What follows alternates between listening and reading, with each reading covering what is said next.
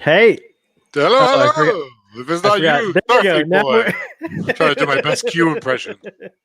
Look, now we have I have to modify my L cards. It's not perfect. But apparently, so we're live again. Hello. I'm here with the Martian. I wonder if I could show the thing.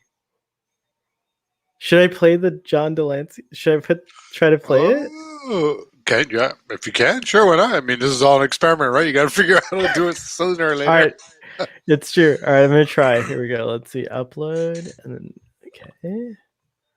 Oh, if this works.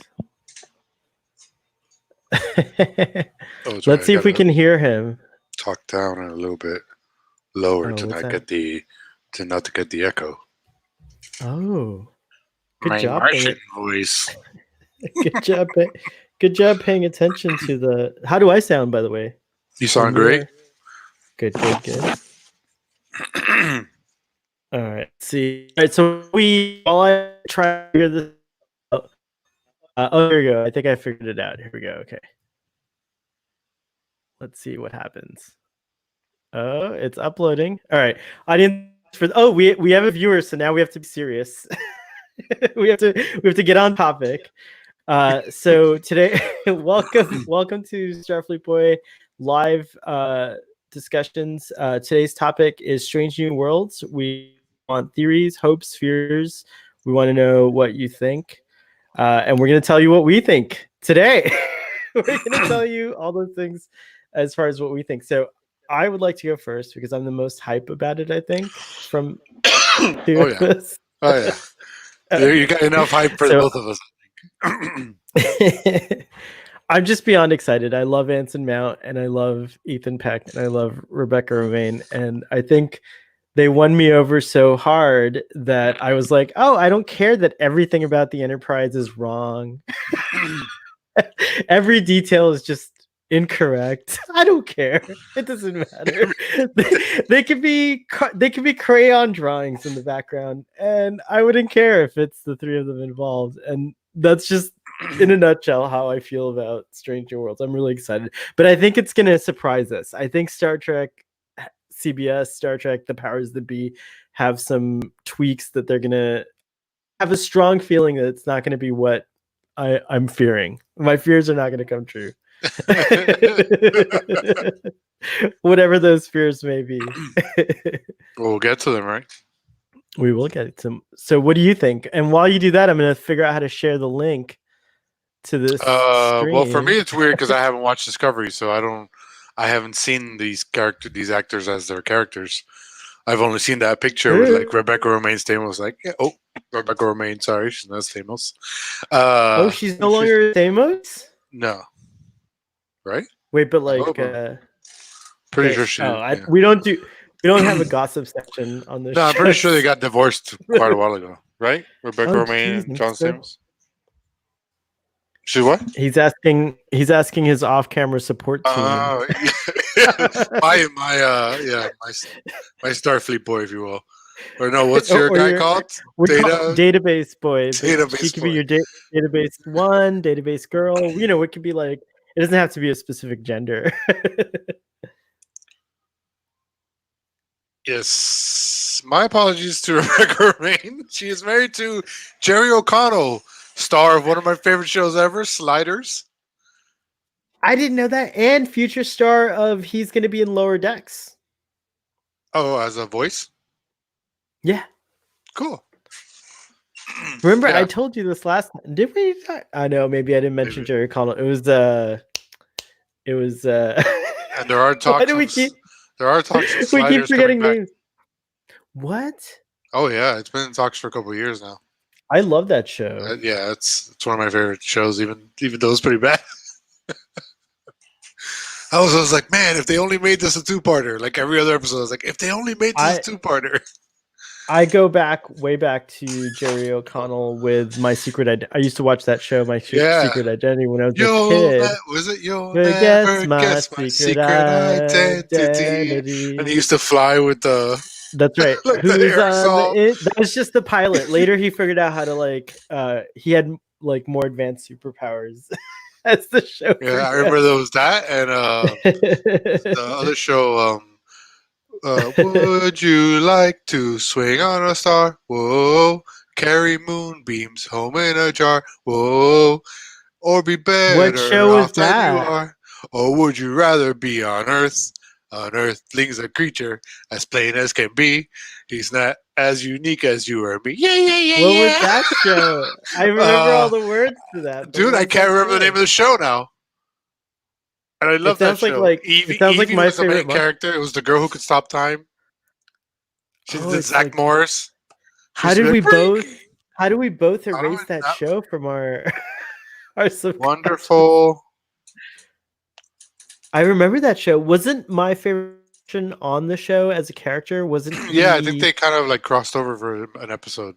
Oh my god, audience, we're so unprepared for I'm so excited that this one person watching is stuck on Out of this for all world. Out of this world. Yes. Oh my goodness. She would talk to her dad on that weird cube thing. All right, I think I'm going to try to play this thing and Reuben, a.k.a. the Martian, you sorry piece of shit. What are you doing imitating me?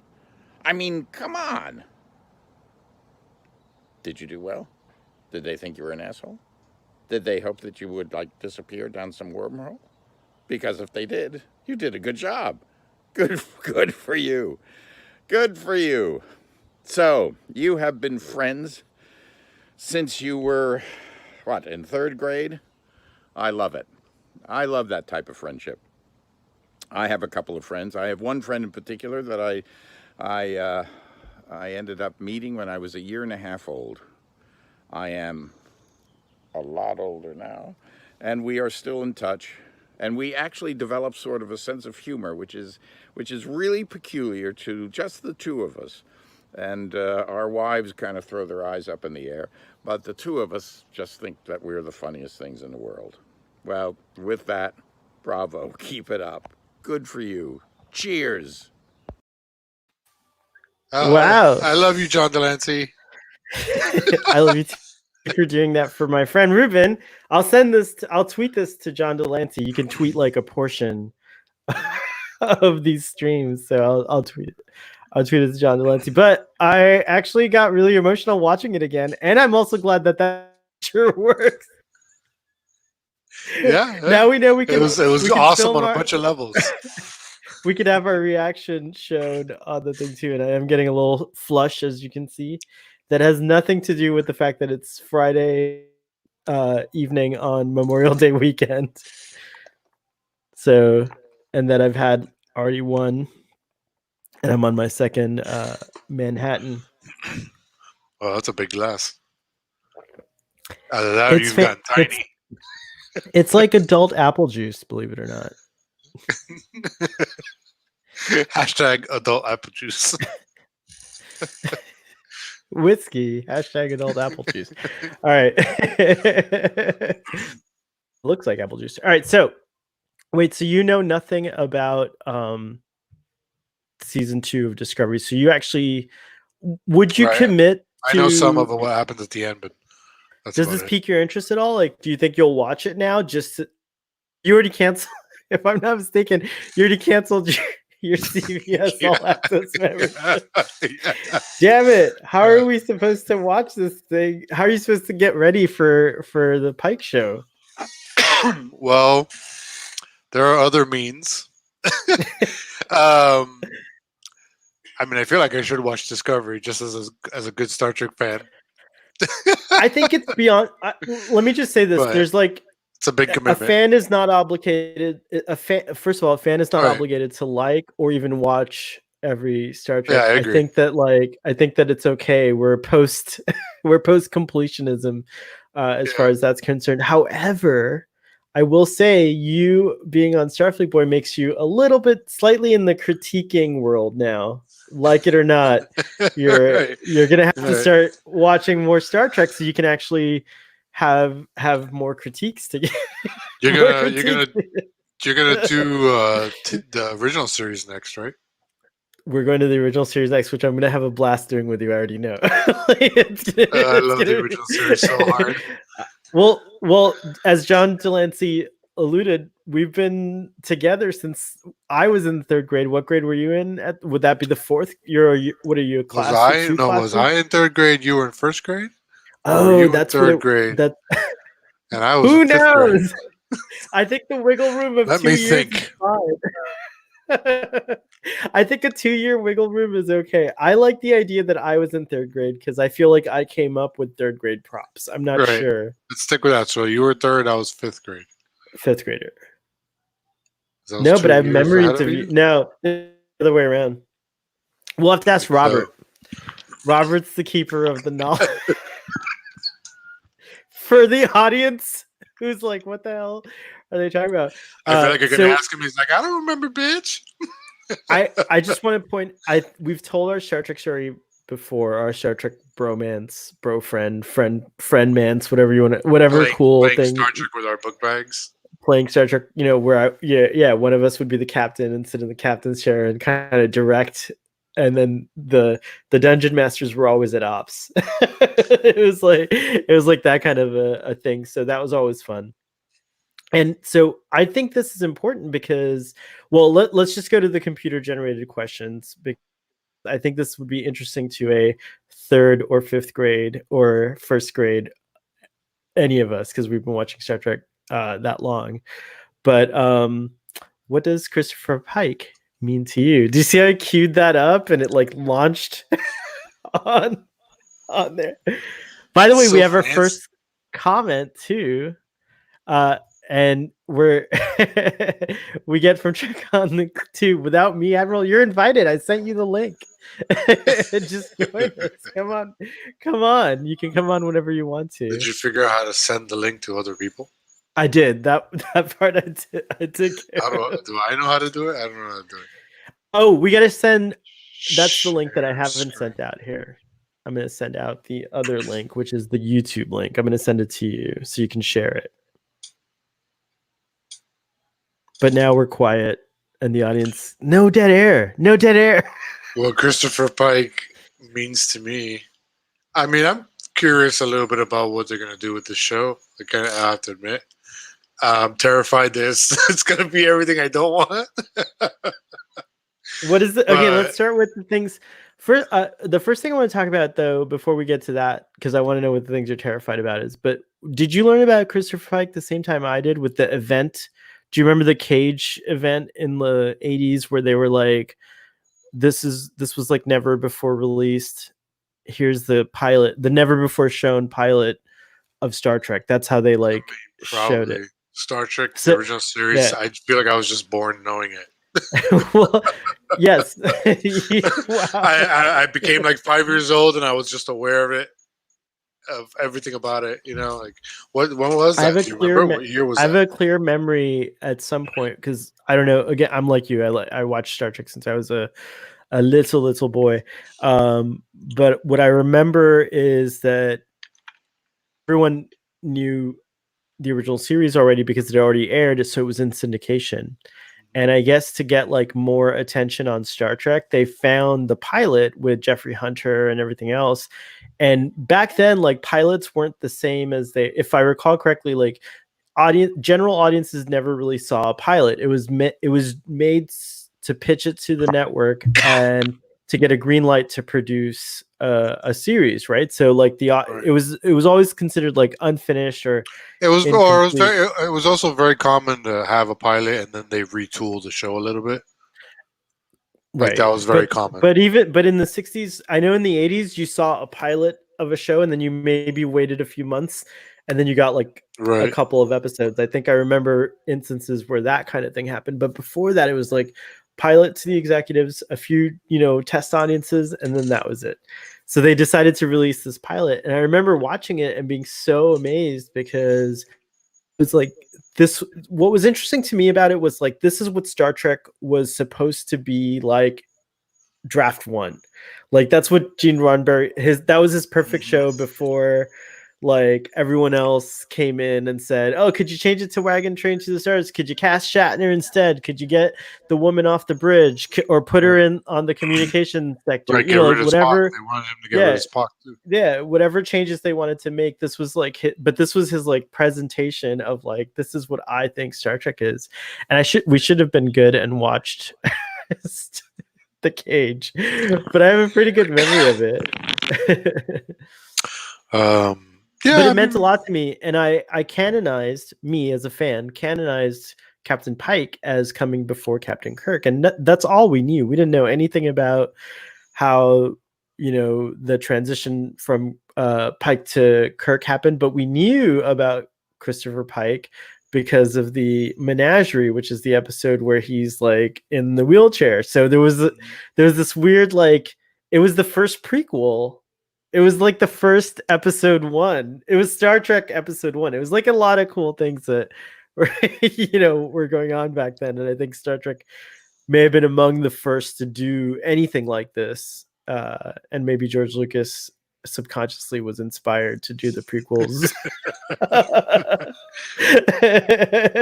by Star Vader, Trek. when Vader starts off, he's messed up. Pike's messed up. Then we see the real Pike. Then we see the real Vader. I like that. It's like a poem. It's like a poem. It's a tone poem. It's a tone poem. So now that I put all that memory stuff in your head, like, tell us, what do you think? What does Christopher Pike mean to you? I always found it fascinating. I remember learning. I don't remember when I learned about Pike, but I remember finding it very interesting that there was a whole other captain, and then seeing the pilot. And even being like, I think I could have watched the show with this guy instead. Like, obviously, it's. Sorry about that. Go on. Who was that? Was that your robot? That was me trying to grab the stream. Is that your synth slave who's going to revolt? That was me trying to share the stream. What's right, brown and sticky? Oh my! Oh my! Oh. All right, I finally tweeted it out. Now I can send you the link. All right. For Facebook, you just have to go to the Facebook page and share it. I kept interrupting you, Martian. I'm not a good host. I should have muted myself so you didn't. It's just the way we roll on the show. It's true. We're still learning about this awesome new platform and also live streaming. And we got I think we have another comment. Be there. Yay! Oh, this is gonna be fun.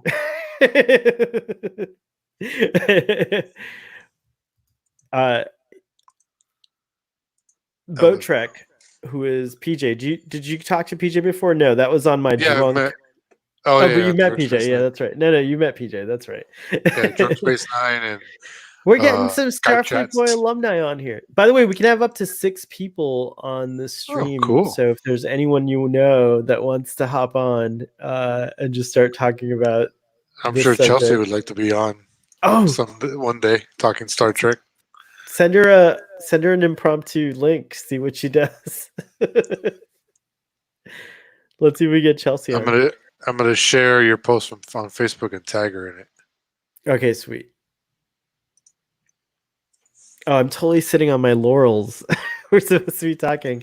Audience, if you're out there, is anyone out there? Let us know, what does Christopher Pike mean to you? Ruben, I'm now present. I've shared my links. The stream can really truly begin. We could go back to the ticker so the audience knows what we're talking about.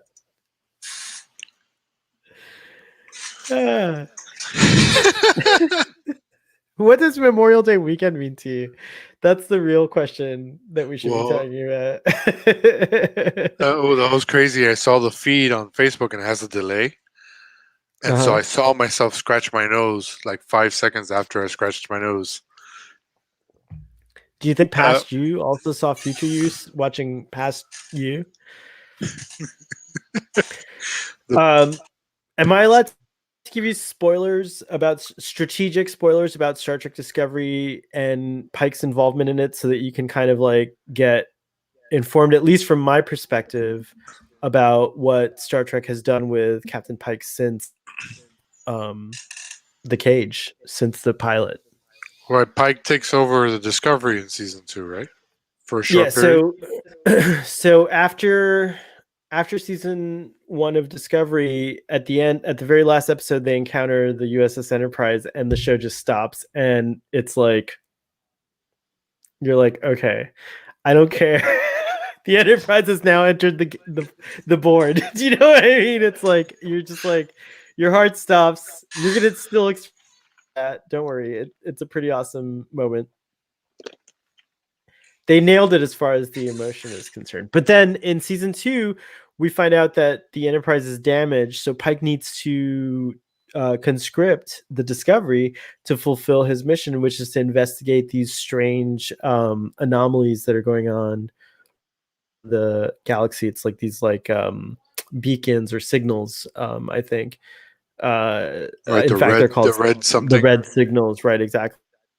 And so we get to really know Captain Pike, and they actually do an episode that references and fills in, I think, beautifully. I'd be curious what you think when you get to it, but that fills in like a lot of information about the Telosians. And then we get kind of like a peek as to an idea that or a concept that Captain Pike may have already known his fate and still went ahead. And, he may have known he was going to get severely injured and debilitated, so that he's in basically a horrific chair where you can just beep. Like, that's the only way you can. Yeah, it's really crappy technology considering Star Trek's full of stuff like that. I mean, you have you have blind people such as Geordi. Like, why would it's just funny how they had they're thinking of all these cool ideas. They're like, they use replicators. They use these transporters. Wheelchairs are just boxes. You just stick all the human in there and it beeps. It can't talk for them. It can't do anything. It just beeps.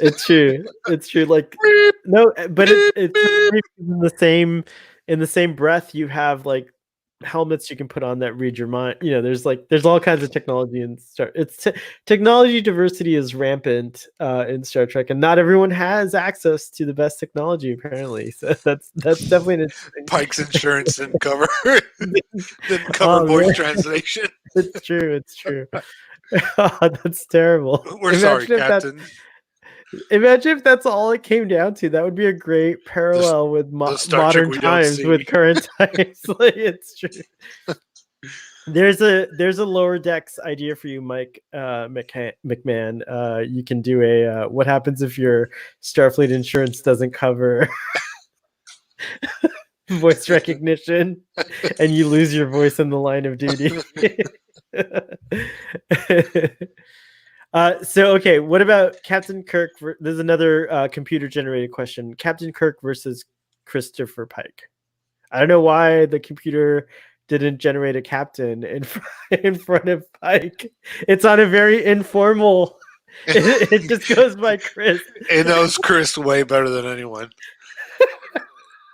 Is this a physical fist fight or like ship battle between them? I think we have to cover all the bases on this one. I think that in a fist fight, I would say Kirk 100% would beat Chris over.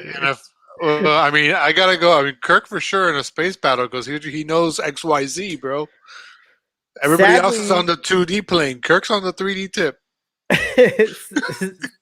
We also know that Kirk has like insane strength. He can leap from like I think it was like, it had to have been like 30 to 40 feet where he leapt to save the president of the Federation in Star Trek 6. He has like an incredible bounding skills. So I think Kirk wins against Pike in a fight.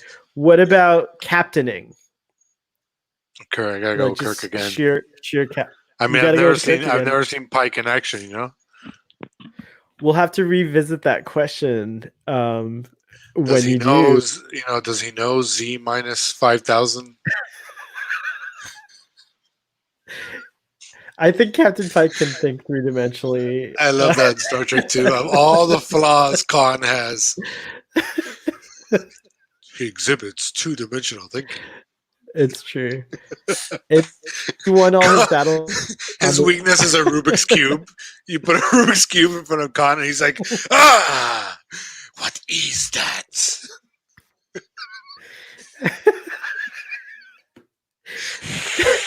Yeah, the only way to make a stable genetically enhanced. Oh, we have our new guest coming on! Yay, PJ!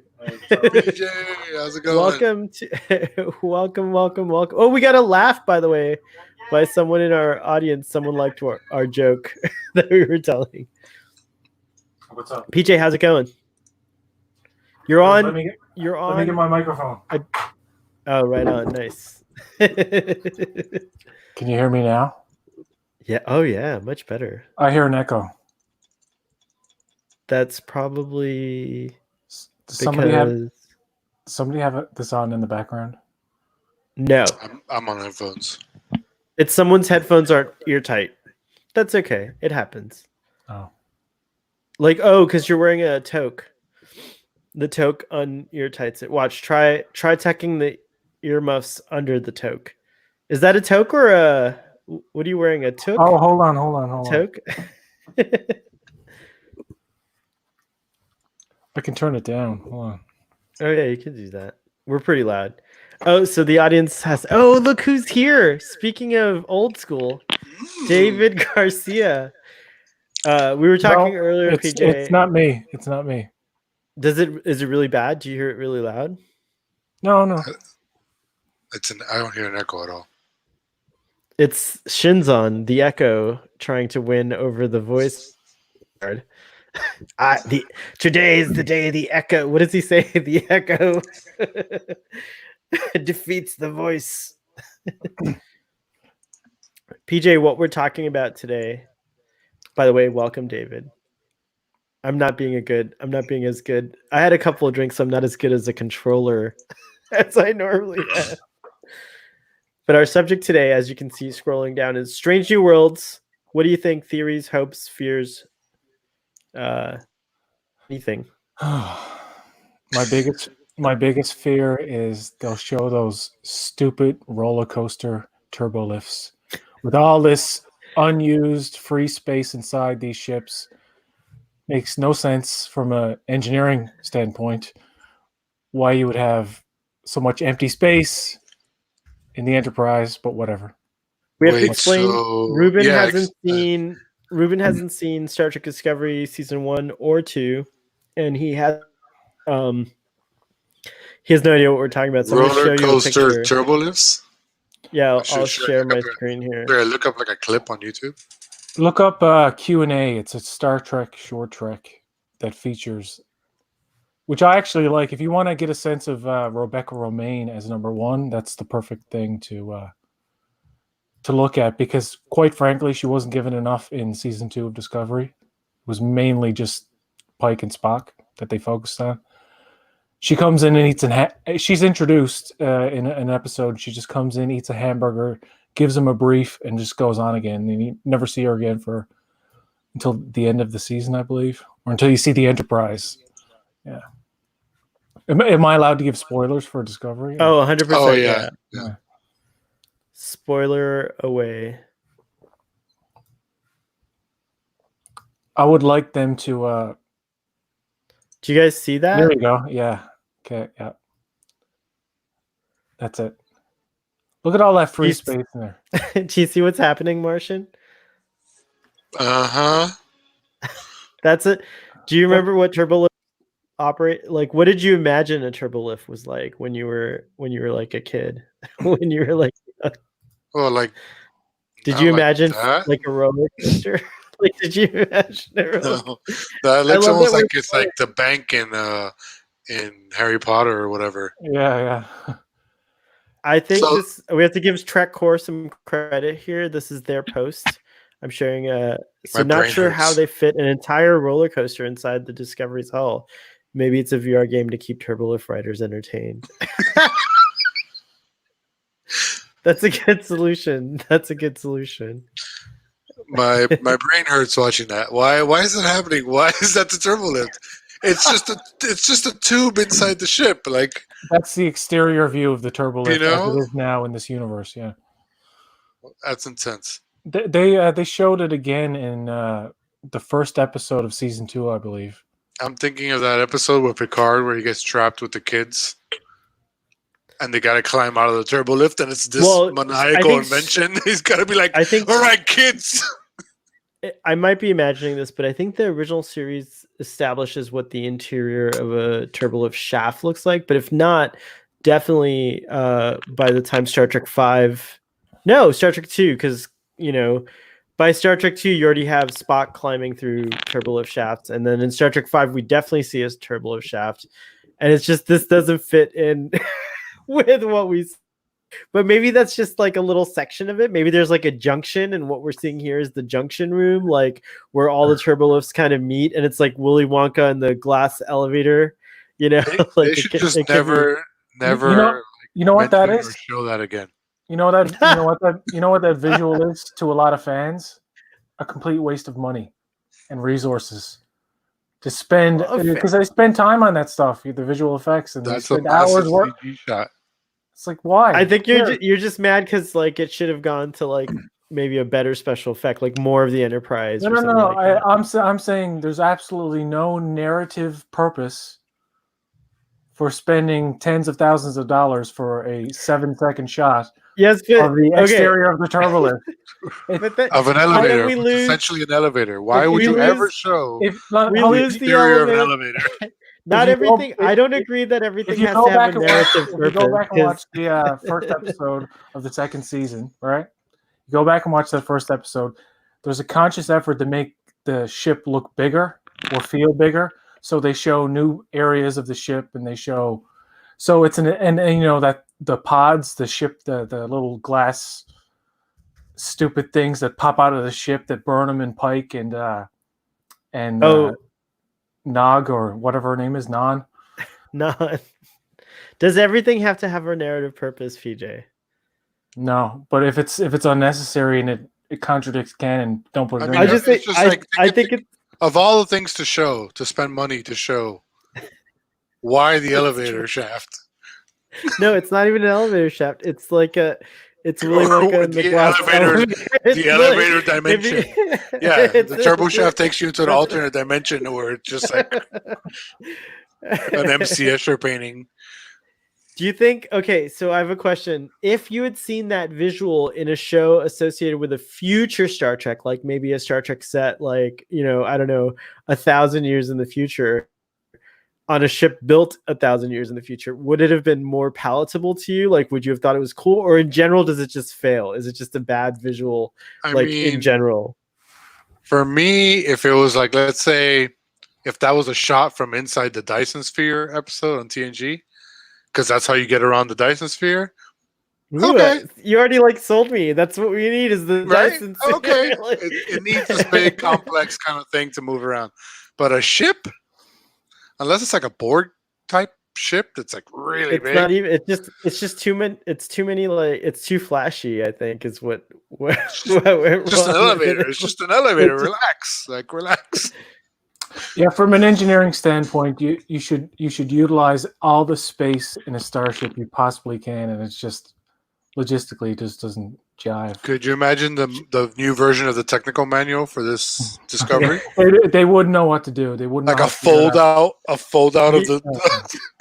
I'm sure other people have already said this, but if I were given like a budget to rework the visuals on Star Trek Discovery, I would definitely tackle that. That would be my first. It would be the first scene on the project, and what I would do instead is have it go into. I would have them walk into the turbo lift, and then all of a sudden the Discovery turns into X-ray view, and the camera pans outside of the Discovery, follows it down traditional shafts, and shows how turbolifts can go in all directions through a series of tunnels and shafts, right? Kind of using the opening credits little technical effects. Technical effects, exactly. And then it would follow them, and then the camera would pan right back to a shot of the doors opening up.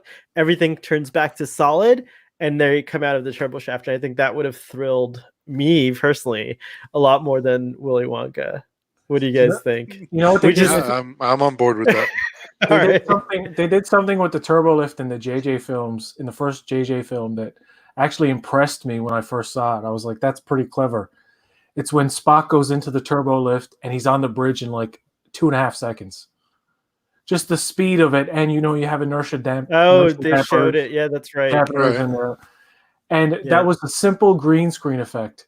They just put a green screen right. in one spot or the other, and then replace the background.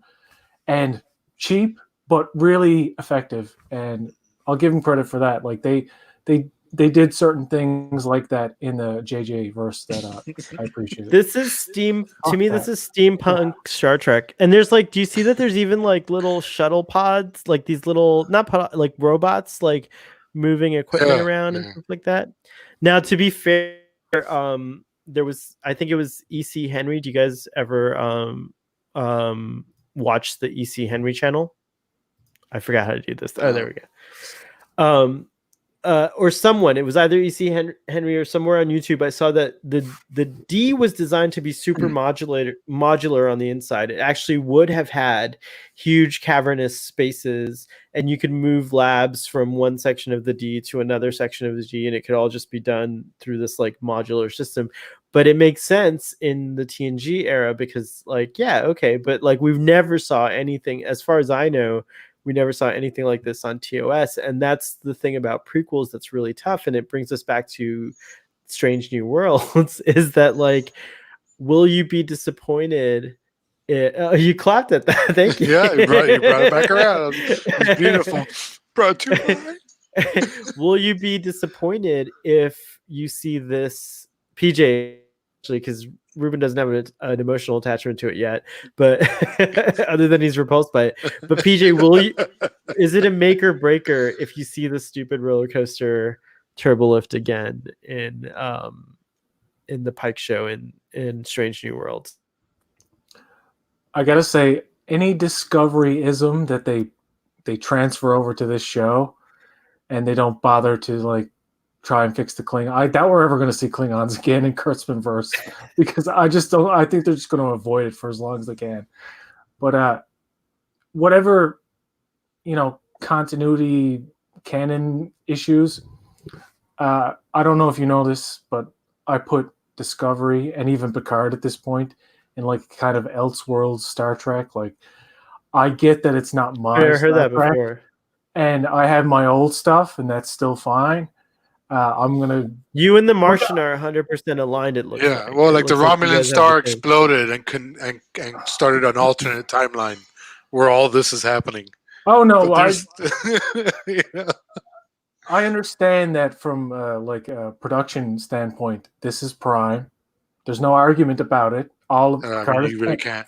Wait, No, so no, you're, no, you're making a distinction though, not in universe. You're just saying from a production standpoint. From a business standpoint, cool. I'm talking if I'm the head of CBS or Viacom CBS, or whoever I am, whoever's in charge of it, says this is Prime, this is canon. That's something that you technically can't argue with, but fans like me can still say, you know what, I can still enjoy it for what it is, but that's not fully connected to the stuff that I grew up with in the way that I imagined it would evolve into. It's kind of de-evolved. I mean, Picard is nowhere near the standard that TNG was. Not that it has to But be. I disagree not that with it has that, to be by the like. way. Not that it has to be like TNG. Not that it has to be like TNG, but it should be at least as good as it or close to. I want it to be known that I disagree. Yes. I disagree, sir. I disagree. I'm in the middle. I gotta hold you guys back. Hold on. Here's another computer generated. Let me oh, sure. We can wait. Don't worry. No, We're not in a rush. I haven't answered your question yet. That's true. Hold on. So despite all of these little irritations that fucking bug the shit out of me when all these little things collectively add up, like the disregard for canon, which doesn't mean I'm saying they're not trying. They are trying and they are learning and they are listening to fans and they actually are getting better. There's no argument there. But I think Strange New Worlds should be, as long as it's a good story and it's well written and it's engaging and it's like classic episodic Trek, you get the fans, the old fans back on board, like the people who hated not hated, but like didn't like Discovery and Picard as much as like you do, Starfleet Boy. Get those people back on board, then boom, you've got a success. And we're starting to see now that they're actually listening to fans. Look at Zack Snyder and the Snyder Cut. I mean, I heard about that so long, and now wow, it's actually PJ, we can't. You just opened up a new thread. All right, first we got to welcome. There's a lot of stuff going on. I'm done. I'm done. How do I go back to the column view? I like the column view. It doesn't let me do it now. You messed it up, Sean. Thanks a lot. Have I broken the? Oh, I could do this. There you go. That's it. The captain, the admiral, and his crew.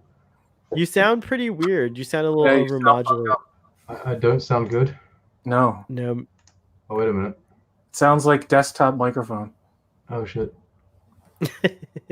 I apologize. Desktop microphone. No, it's fine. While you figure that out, PJ was making a really good point. And now a computer-generated question came up. It's, does Anson Mount fulfill your expectations for Pike? Oh, he just disappeared.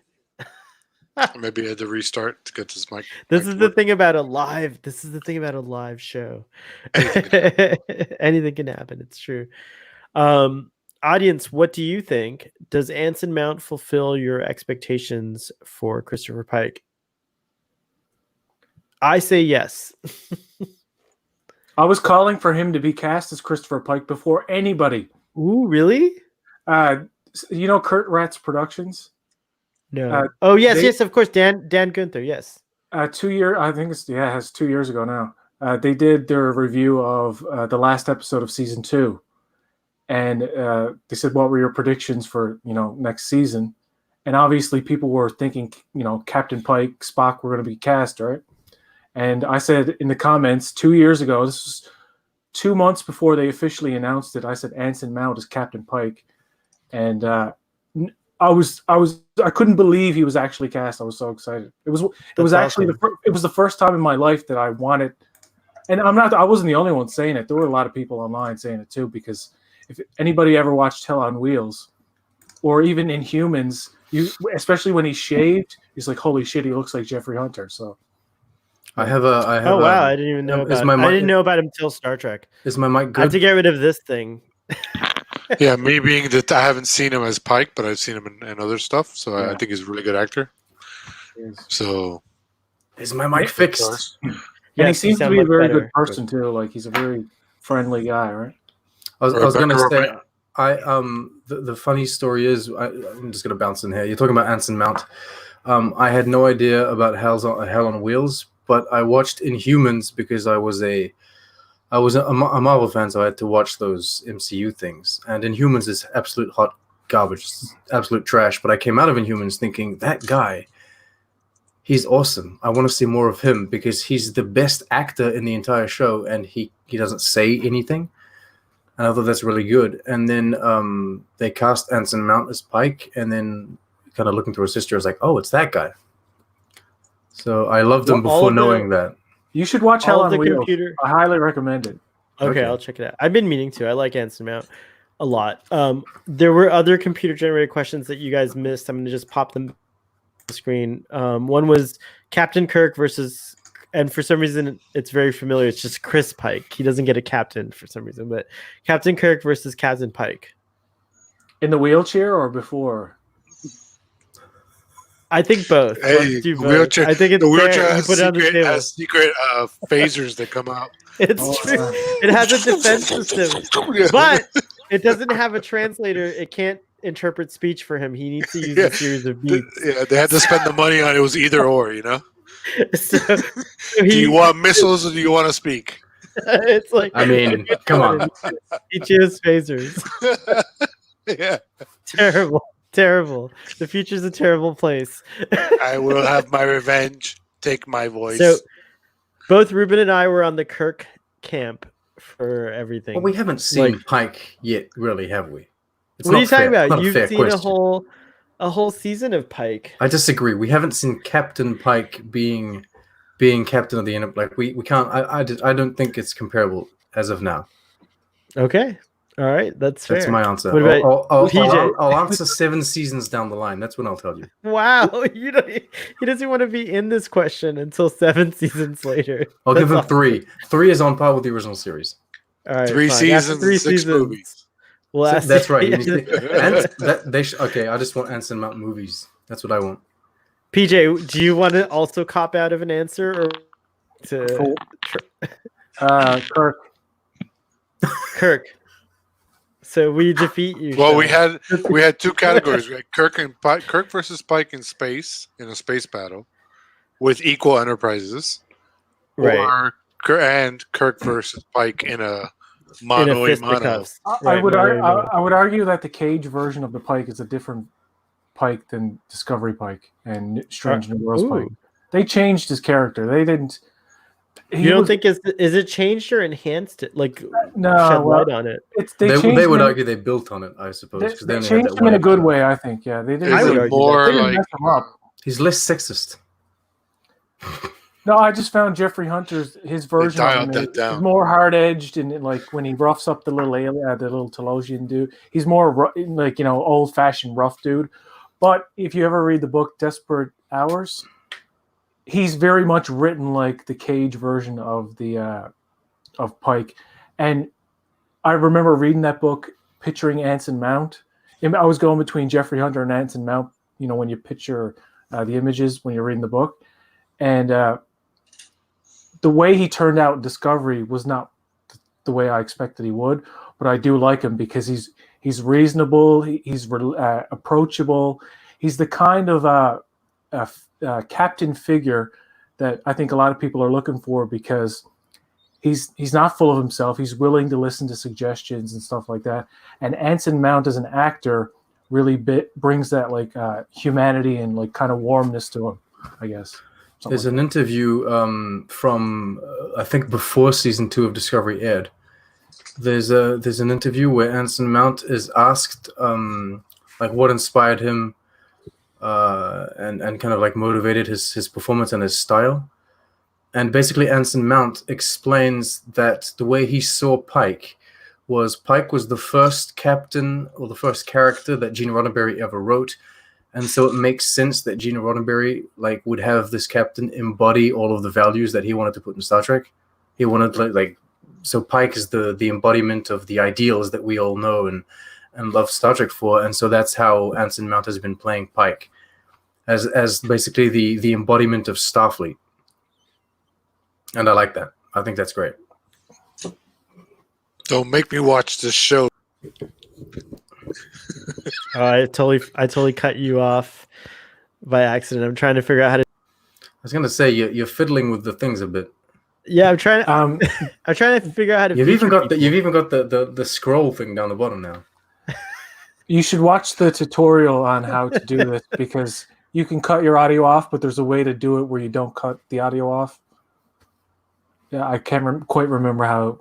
Oh yeah, I can mute. I can do this. I can. Oh wait, you can't see. Hold on, let me show you.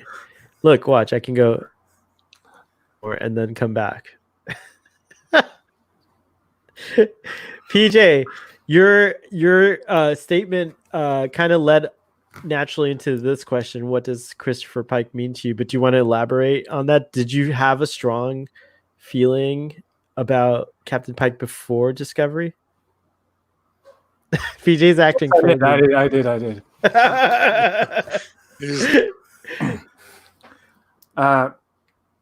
What Pike means to me is, put a woman on the bridge. No, I'm joking. No, he's the type of captain that you'd want to serve under. That's as simple as it gets. Yeah.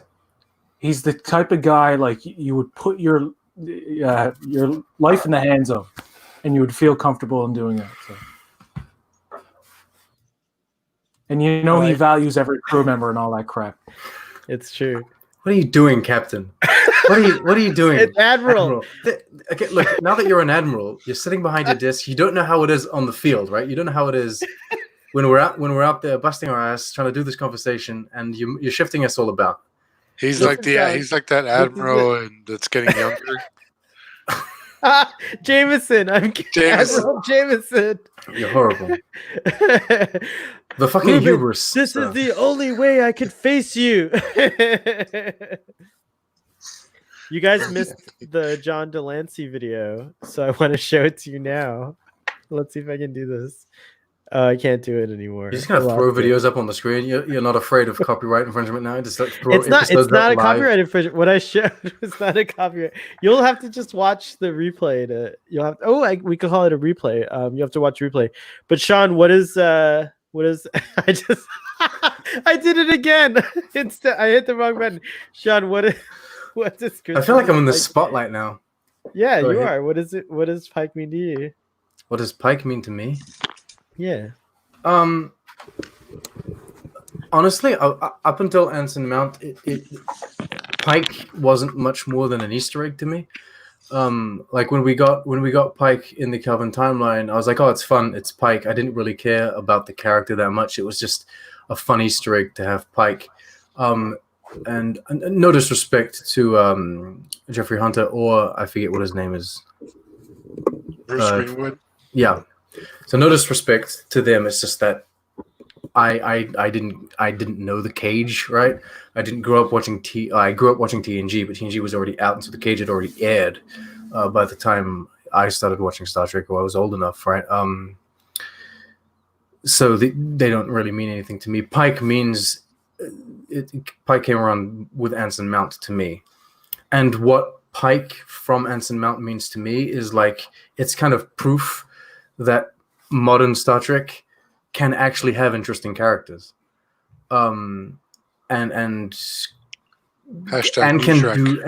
do good stories that tie into the old, like, Star Trek and the continuity of the old Star Trek, because I think that everything they did with Pike in season 2 of Discovery was really good, and they didn't I feel like they didn't disrespect the original character or the original story that then unfolded through the original series. I feel like they weaved more nuances and more details into that story, and I think it's really good. And then Anson Mount's portrayal of the character is great for me.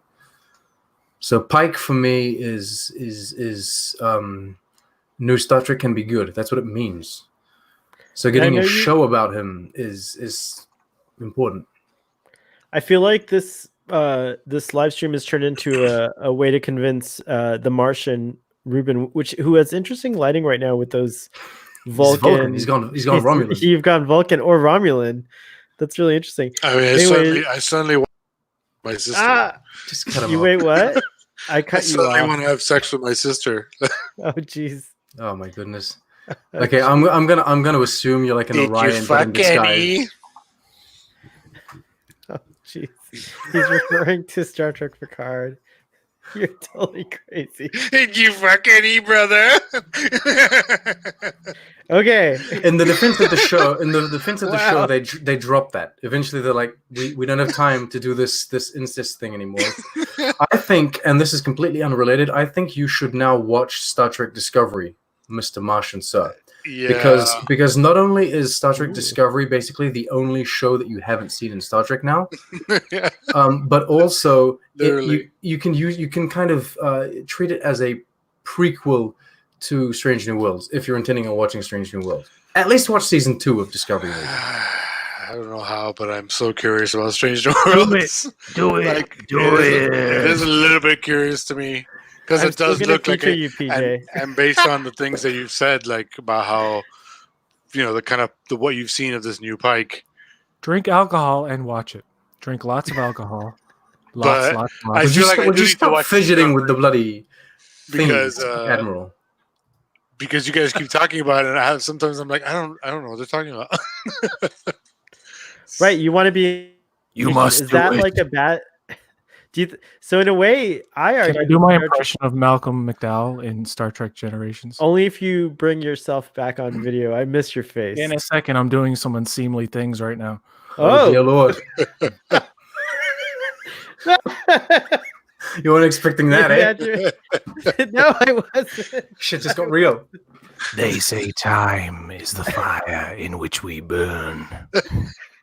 So Right now, Captain, My time is running out.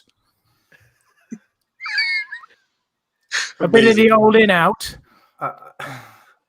Me What the hell is droogs. going on? Oh, fuck that. Anybody ever Why are you seen showing any- this? Oh God, we already talked about this for I can't. 25 minutes. I can't wait till we see it. Am I too loud? No, you're perfect. You Is sound this good. is this live stream the definition of SoPro? Is this how It SoPro is works? SoPro. People just This is come how in, then they leave, and then what have you. You shift Whatever, people yeah. around. You live stream your entire screen. I hate that. I hope that I would like that to be erased from Star Trek. I want every. I want. Go again. I want all of the like the streaming versions All right. to just snip out those scenes. They're useless. They don't even help the plot. It's not as if they're helping. We the already plot. lost like 5 audience members when we talked about it the last time. So Oh, I'll dear just God. It's true. It's You're like, true. these They're guys are talking about the nitpicking too much. elevator again. Oh hot damn!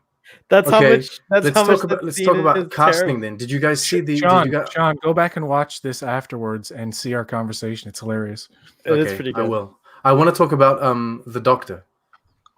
The doctor that's in the cage. Boyce, Oh, Yeah. There's a fan. Have you guys seen the fan petition to have Jeffrey Combs. Jeffrey Yeah. Combs come in and Yes. We first of all, support. what do you think about that? 100%. We support Okay. Jeffrey Combs. And I like it more What's the than Kevin doctor's Bacon. name? I always keep. For some weird reason, I keep thinking of Star Trek Picard's Dr. Ben Ayoun, which I know it's not him. But what's the actual name of the doctor on In the Cage? Boyce. Isn't it? Boy, thank you. Oh my It's what- Listen, pay attention. God damn it! That's your job. That's your job, number one. Hey, look, I'm a William Riker kind of number one. I'm always a bit 2 step behind. I've always got a. I'm a William Rudd kind of like how I run my Starship of Life. That's like how I run the Starship of Life is. Look, I'm even leaning. I'm even leaning in my. Did you play the chair trombone to on the fast. bridge? I would. I should. I tried to play the violin and I was unsuccessful. We have another computer generated question that just came up, which is the perfect Star Trek. What is the perfect Star Trek? What are these computer generated questions you keep referring to? They just come up on the screen, like it generates a question. I don't know who's submitting them, but it comes up on the screen. We also have a comment from Caleb. Yay! Caleb's been on every live stream. This is so Oh my goodness, amazing. He needs a prize. Yes, he's Caleb. I love that you're here. Happy Friday. As inaccurate as I personally think it is, we never saw the outside of the elevator, so it doesn't technically break canon. What do you guys think? I think it. I think it does. I think just the physics of it. It like clearly the Discovery. Technically, we don't have any schematics on the Discovery. Don't know how it is, but clearly it doesn't fit inside the Enterprise. That kind of stuff. That all of that wide. How does that fit inside the Enterprise? It doesn't. Discovery. we have seen the shafts of the turbolifts We have definitely A few seen the times. shafts a few a few times. times. And they're just tubes like a normal elevator. There's nothing Hogwarts about it. You know what I think? You know what I think they should have in Strange New Worlds that might piss a lot of people off in terms of breaking canon. I think they should have a recreation room, much like the one they had in the animated series, I agree. like a holodeck, but not like advanced as the Not one in really, TNG. yeah. Because the way I look at it is like they've always had VR like throughout these times, but it's evolved over the years. Like the Right, like how holodeck. Voyager had that little neck thing that Yeah, the yeah. Equinox used. Yeah, remember? That was just like a hollow picture that you I chilled in. vaguely remember that. Yeah. Yeah. Well, you don't know this, but in Discovery they show a holodeck on the Discoveries, and it's like a primitive kind of like a game room type of thing with holographic things. You don't really know if the holograms are like solid or not, I guess. Yeah. But I think in this Enterprise, this Pike Enterprise, you can show like a recreation room that has a more primitive version of the holodeck, where it's not like you can't get killed in it, and you can't you can't smell things, and you can't. The touch isn't as real. Doesn't weight you. But just visually, it's like a Right, like you could play tennis against a hologram, and it looks like Yeah. you're playing on a court. yeah, something like that, something simple, you know. Because in the defense of Discovery's hologram, which created, a bit of a situation, like everyone was getting mad about it, it wasn't really a holodeck. It wasn't really a holodeck. It was like in Enterprise, when Mako arrived on Enterprise, Mako start showing Reed and his officers how to train. And basically what they have is they activate a little floaty thing, which floats around the room. You fire at it, and then it divides into multiple things. You could assume that's maybe holographic. Because it doesn't, like, it seems physical enough, but then it separates into multiple things, and so it's like, I don't know how that technology works. And this is basically the same thing that they have in Discovery, except that they're generating these kind of semi-opaque corridors and these semi-opaque, I think they're Klingon warriors that are appearing on screen. So it's kind of like, it's a very primitive, as PJ put it. Oh, we have a comment. Lorca walks through a Klingon hologram in the room. What scene? I don't remember that. He's training with Tyler. It's when they rescue Tyler, and So he's saying you can't really. They're kill not them tactile. They're not. yeah, tactile, they're not holograms. Like, and in the, I think it's the very first episode of The Next Generation. Someone, I think it's Riker. He's explaining the hologram, like the holodeck, and he literally explains as if it was something truly new. He says, "Oh, this is incredible. I've never seen something like it. You can touch it, you can smell it, you can feel it." And so it's kind of like the Enterprise D got this new upgraded version of the holodeck. Right, They got the the holodeck, which really represents or truly kind of shows off real life.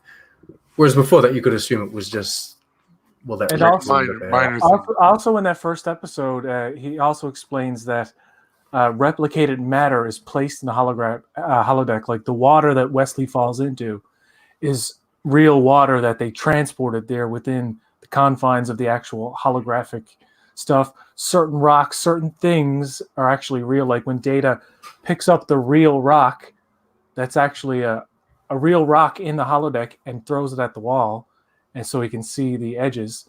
So it's a combination of holograms, force fields, and actually replicated material.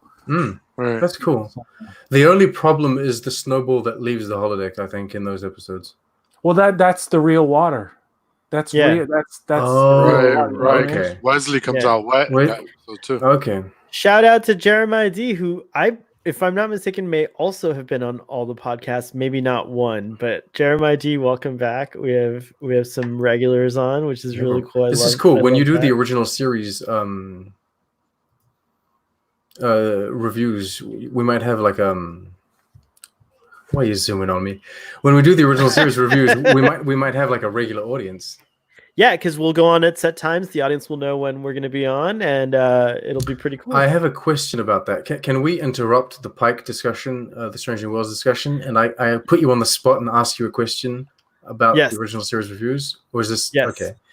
Yes. I have recently discovered a thing called it's called Netflix Party, which but we can't do it. It's copyright. It's not on Netflix. Copyright. No, but we wouldn't have shown the screen. It's just like Netflix Party enables you to like basically sync up your Netflix viewers. Don't leave us. You can watch it at the same time. You can watch your shows at the same time. If I hit pause, you want to do it like as a comment? But you have Star Trek on CBS, don't you? You've got it on CBS All Access, so we can't. Well, I've got Netflix also, but the only thing about that is that I feel like we'll end up just like having long moments of silence. We're gonna keep it discussion style, I think. Because then we're just gonna watch the episode. We're just gonna watch the episode, and then it's just us watching it, and then we'll have like funny things to say. Unless you want to do like a separate, unless you want to put in the time commitment to do a separate like. No, because I already want to do this for Zoo. I want to have these guys here. I want to have these guys. Wait a minute. I want to have these guys here watch Zoo and live react to how dumb it is. Yes, Jeremiah wants us to be on a regular. Jeremiah, you are right. That is the secret to a successful show. I think you should. Yes, no, it's all of us. We're all part. Starfleet Boy was always it was born as a collaboration. It was never just about And even though I am the admiral, self-proclaimed over here, I think that I'm Q. yes, Ruben is Q. The Martian is the Q of the show. I think it's always going to be a collaboration. So I think we all get to make decisions. So PJ, if you want to make any cool things, whoa, we got Chacka. This is someone. This is our friend who was in Picard. Yeah. Chacka is in Picard. Hey, Yeah. do you He's want the to guy- come on the live? He's the guy who tells He's the the joke guy. to This- the synth. You're the guy He tells eating the the guy- he brown tells the gruel joke. muck. Guys, we have You're the one. Picard You're the one that. royalty. You're the one that's poor in Star Trek. It's true. Ruben, do you want to send Chacka? If you want to come on, Ruben's going to send you a link on Oh, Facebook sure. Messenger. Yeah, so Ruben's going to send you that link, and if you want to hop on, it would be awesome to talk about you. We'll stop talking about Captain Pike, and we'll talk about that instead. But just for a minute, come on. In the TOS books, they have a premature holodeck. Star Trek continues, while not canon, took this idea and ran with it. I mean, in the very first episode, Kirk comments that he can smell gunpowder. Is that right? I haven't seen all of Star Trek Continues. I've kind of seen it as a hodgepodge. I haven't watched Star Trek Continues, but the animated series is canon, and they have the primitive holodeck in the animated series. And the animated series, even if aesthetically it is kind of different, just because it's drawn right. It is supposed to be. They don't have a refit ship or anything. It's like a direct continuation to the original series. I would even say that maybe some of the animated series adventures happened during the original series. Like there's no fixed dates on them. That's a cool idea. Oh, that's cool. I'm imagining that Jeremiah is reacting to Chacka. So Chacka, you're cool. You are cool. Let's go back to the computer-generated questions. Did we answer this one for everyone? Let's see. The perfect Star Trek. I'm rewatching Vampire Diaries with my wife, and he's in season 6. Chacka? Yeah. Our friend Chacka's in. He plays like a Vampire witch Diaries? doctor in season 2 episodes. What? Yeah. Now I have to tell my sister. She's a huge fan of Vampire Diaries. And Guys, he we have a celebrity among us. He acts Cool. opposite Christopher Eccleston, aka Doctor Number whatever. The Doctor, Doctor Who, Yeah, Doctor yeah. Nine. He's got the ultimate nerd cred, bro. Check boxes. We hear. I don't want to speak for Chacka, but I'd love to know what he thinks of Star Trek Picard since he was in it. Maybe Is he he can. allowed? What do you mean? Is he allowed? Do you sign Well, if you're in Star Trek? Are you not allowed to have an opinion on it? I don't Is know. that- Are you allowed to say this show is shit? Oh God. For example, like if you're hired, For example, asking No, for a friend. are you allowed to say that? I think you're allowed to be a human being, Sean. I don't think that corporations can own you. I think it In might that not be way. a good move. Like if you want to get hired again, if you want to do another maybe Right, bigger right. role in the second Crap. season or whatever. You know, crap you on think- don't want to start I think bad-mouthing there's two layers, right? There's two layers to everything. What the first layer is every action has an equal and opposite reaction. Here he That's the goes. first layer. He's building a cake. Go ahead. Yeah, that's the first layer of the cake. Is every action has an equal and opposite reaction, right? So just that's in life in general, whether you're a corporate stool pigeon or whether you're just functioning in society. The other layer is Illustrating. the other layer is you're allowed to have any fucking opinion you want, especially if you live in the goddamn USA. Jerry. USA. We own freedom, son. We own freedom. We put the TM at the end of it. So ultimately, You got those are two the Canadians and 2 Americans. we're like This opposite. is Like, the- hold on, yeah, I have to look the at border. you this way. The Yeah. border. That's the border Oh, right there. whoa! Border. Shaka's on. His devices are still connecting. Oh my Oh. gosh! Oh, Shaka! Woo! Chaka! Chaka! When the walls fell today, they fell. Shaka when the walls fell. Now you can call this live stream like discussion with Star Trek Picard actor. You're upside I down. know! It's hilarious. You totally preempted the discussion, which was Captain Pike. Now it's all about you. welcome. It's incredible because I met Patrick Stewart twice, but it was never for Star Trek. Oh my gosh. Do tell. He was I was on the set of the practitioner or practice. It's a ballet. It was a ballet movie. He played the ballet teacher. I know that movie. I saw the trailer for that. I saw the poster today, I think. We were chilling in his trailer, and I was just like, this is like so unreal that we're just chilling in Picard's trailer. Wow. So and, just so you oh wow. One of my friends made cookies for him, and because she's one of the she's one of the PAs on the set, and she made cookies for everybody, and he was like, oh, Audrey, let me try one of those. And I was like, this is unreal, because I was her friend. She's the one that invited me onto the set. And so he took one of her cookies and he's like, oh, Audrey, I do love your cookies. And everybody just laughed. And he's like, what? What's so funny? And we're like, it's you, dude. It's Picard, man. He loves cookies. And then I met him again at some like red carpet event or gala, whatever. I was like a +1, and I met him there, and I was like, you don't remember me, but I was in your trailer. And he's like, oh yes. He's like, you know Audrey. He's like, yeah, you still make the cookies? And I'm like, I can't believe you're fucking remembering this. This is crazy. So cool. He's on Star Trek, and I never met him. Oh, that's crazy. I bet he was watching the show and he's like, oh my God, it's Chacka. It's the cookie guy. It's the cookie guy. He knows Audrey with the cookies. How did he end up in this? Holy shit. Now he's talking about brown sticks. What's brown and sticky? A stick, huh? So what are we all talking about here? What do you guys want to know? What's going on? Well, It was a miss. we want to know a lot. I'm sure everyone, let's introduce you real quickly.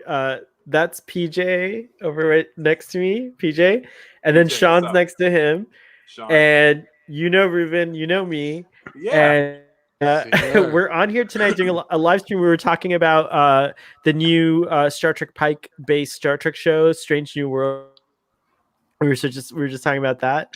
And then you came on our stream, and Captain Pike from like the cage. Yeah, and then the you original came on captain. the stream, and I'm like, oh, we could just shift. This is live. We could do whatever we want. So we're gonna shift now.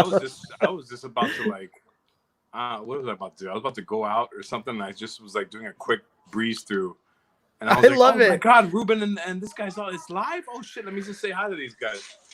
Well, while you're gonna have to come back on again more formally, even though we are a casual and formal podcast, but you'll have to come on more formally. But while we have you on, can we do a lightning round of questions for you about Picard? Do you mind? Yeah, I mean, go ahead. There's not much to tell, because I was basically a red shirt. That's all I was. Yeah, dude. That's the Hey man, best. if you're not gonna be a star in go Star ahead. Trek, you be a red shirt. Don't be anything in I between. couldn't hear Ruben. What's that? You can't What hear did me? Ruben say? I couldn't hear him. Oh, he said if you're not going to be a star on Star Trek, be a red shirt.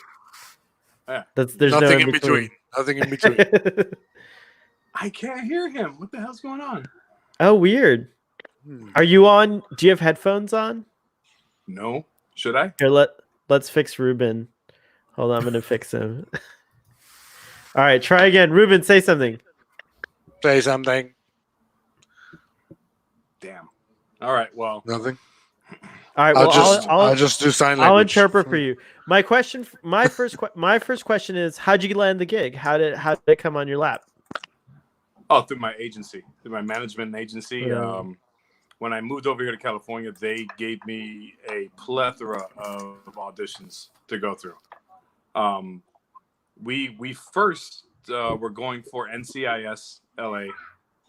We did that at least like 7 or 8 times. Nothing came through. And then they got me for what's the show called? Sons of Anarchy spinoff. Oh, isn't Sons of Anarchy? Mayans. Mayans. Oh, Mayans. That was what it was. that's right. Yes. You can't hear me. So it was Mayans. And Mayans, I almost got the lead role as the bad guy on the Mayans second season. And it was so close. It was so close. Like they basically promised me the role, and then something came up, and I don't know. They just canceled it. I don't know what happened or what, but the casting director was like basically hugging me, saying congratulations, and everything was really cool. And I was like, I can't believe I'm gonna land this. This is a pretty huge thing. And then it just fizzled out, So the next thing was Star Trek. It came on. They came to my desk, and I was like, yeah, I'll take it. It's Star Trek. And they're like, it's a small, don't expect nothing. But I was like, I don't care. It's Star Trek. This is crazy. And so awesome. I did it. Oh yeah. Yeah, I landed the part. Like I got the audition for it. They told me that they loved what I did with the work because it wasn't much to do. So there was a lot of ad-libbing. And so I did my best. And the director, Claudine, she loved it. She loved it. And so she got me on set. We did a lot of improv. A lot of that stuff was improv. Like us at the table shooting the shit while we're eating, while the android does this thing in the back. That was all improv from us. That was really not scripted. Whoa, really? Yeah. Oh, Yeah, it wow. was just all us just really just chilling out, And it was cool because on set, the stuff that he was touching and everything, that wasn't there. It was just like the set was there, but everything was green. Like the screens were green. Some of the panels were green. The cool thing was the pad that I'm using when I'm talking to him and asking him the dad joke. The pad that I'm using is actually interactive. So Oh, what? it's like it's like an iPad, so you could actually touch those things that are on there and move them around for real. And I'm like, oh damn, I didn't know you guys actually use a real iPad. And they're like, yeah. Like even on Next Generation, they had like stuff that was touched that you could touch and it was interactive. Don't show the picture for too long. Wasn't just, don't show the picture for too long. Post-production. Can you hear Ruben now? That was pretty cool. That was so cool. Chacka. Yes. I can hear Yay. All right, we finally got Ruben back into the audio. Do you guys have any other questions, like PJ or Sean? What was it like to film that intense scene with the android killing all you guys? Like, how was that? Was that like a 2-day, 3-day shoot? No, it was a 1-day shoot. 1-day shoot? Oh. Everything we did. Yeah, that was one of the most intense scenes in that entire first season. We did it about. I'm trying to count.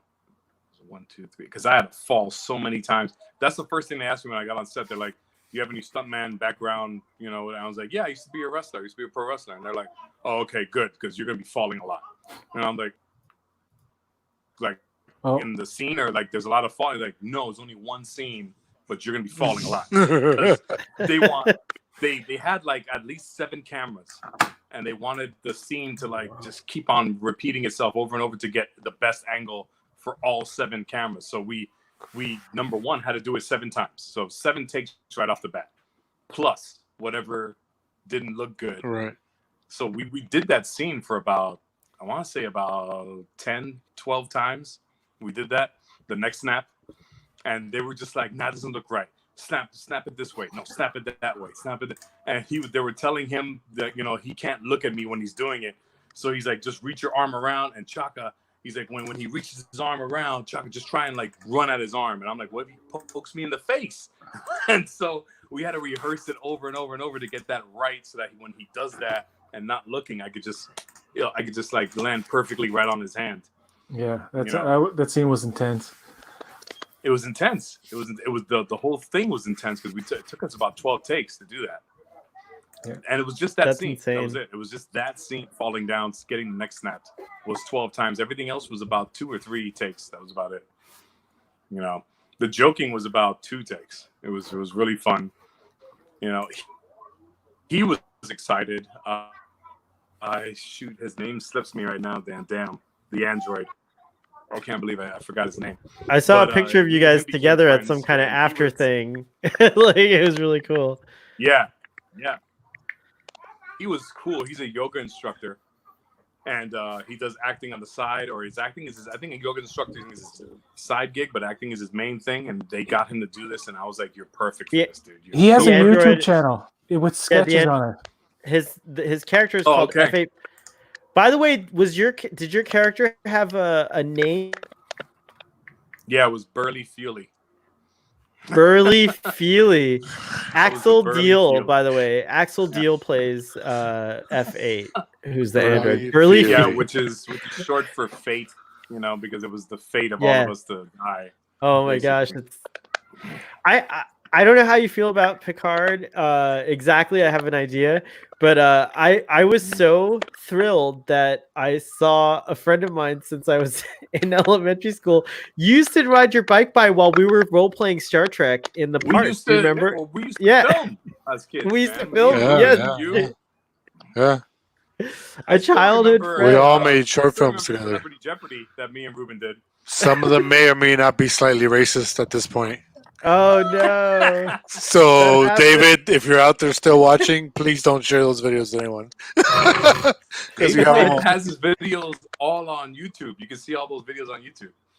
Oh, really? Yeah. I can't David wait. upload them. Great. Me, Ruben doing Celebrity Jeopardy. Celebrity Jeopardy, yeah. I feel like Jerky Boys, a lot of the Jerky Boys sketches. I wasn't involved in all of those sketches, but I was definitely in like a few of them, like the early days with the floods in Miami. I remember floods. I'd love to see those. I can't wait to go to YouTube. If I'm not mistaken, you did some of the camera work too, I think. I did. I was very technical. I was. Thank you, David, for giving me my start in in the technical world. We have a question, Chacka, which is a great joke. Thanks for being a part. Ah, cool stuff. Also, someone earlier said it was Jeremiah. I think that's where was it? Oh, well, that's something Jeremiah said too. But let's hope Chacka gets a larger role in season 2 of another Trek show. Do you think, is it like that? Can you now audition for Discovery? Like you should. I agree. You should. I told him I'll write him a whole pitch for a prequel with his character. Okay, this was strange. This was very strange because what the director told me was, I was telling him, I was like, it sucks that, I mean, it's great that I could be on Star Trek, but it kind of sucks that I died on Star Trek, but at least I'm in the lore and the history. And she looked at me and she's like, you don't really die on Star Trek. Right. And then she walked off. This is Hanali Culpepper, right? And I'm like, does that mean I'm coming back? It would be. Does that mean, like, well, I mean, they basically solved immortality by the end of the season. So you could get a new body. Captain Burly Feely. Star Trek actors have a history of coming back. Yeah. Famke Janssen played 2 characters on Next Generation. 2 completely different characters. Yeah. Wait, Famke Jensen was on twice?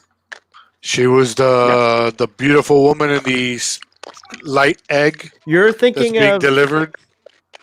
No, that's being delivered to the other planet. Right. And then she's also the daughter of David Ogden Stiers. She's somebody's daughter too, and then Ro comes out as somebody's daughter too before she becomes Ro. Yeah, I mean Kenneth Mitchell plays Cole in Michelle Forbes. Discovery, and then Chacka you could come back as anyone. Who would you want to come back as? What would be the character you would write? A Klingon? Yeah. What would you? No, definitely a Klingon. Yeah, I want to be a Klingon. Definitely. Yeah, like a Worf Klingon. That's how they introduce Worf. You're the captain. What style Klingon do you want to be? Do you want to be a Star Trek Discovery style Klingon, or a Star Trek Original Series style Klingon, or a Star Trek TNG style Klingon? Yeah, TNG would be more my style. TNG, and I loved the. It slips my mind. The Klingon on, was it The Search for Spock? Was it? No. Krug? Which Klingon was that? Christopher Lloyd? It's like not Christopher Lloyd's Klingon, the one that was like, let loose the dogs of war. Oh, Chang. You want to be Chang? Yes. Christopher Plummer. Christopher Plummer. Chang.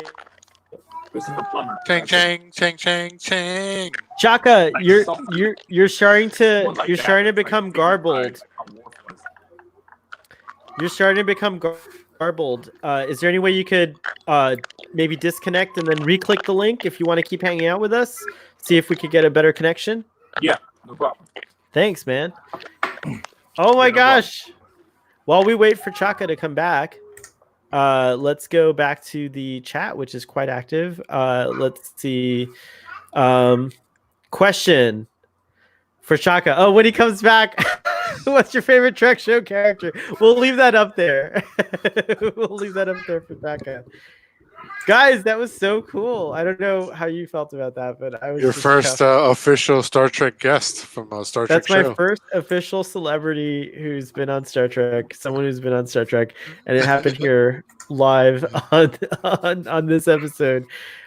Jeremiah, we'll make sure if Chacka comes back strong signal, I hope we'll make sure he sees that question.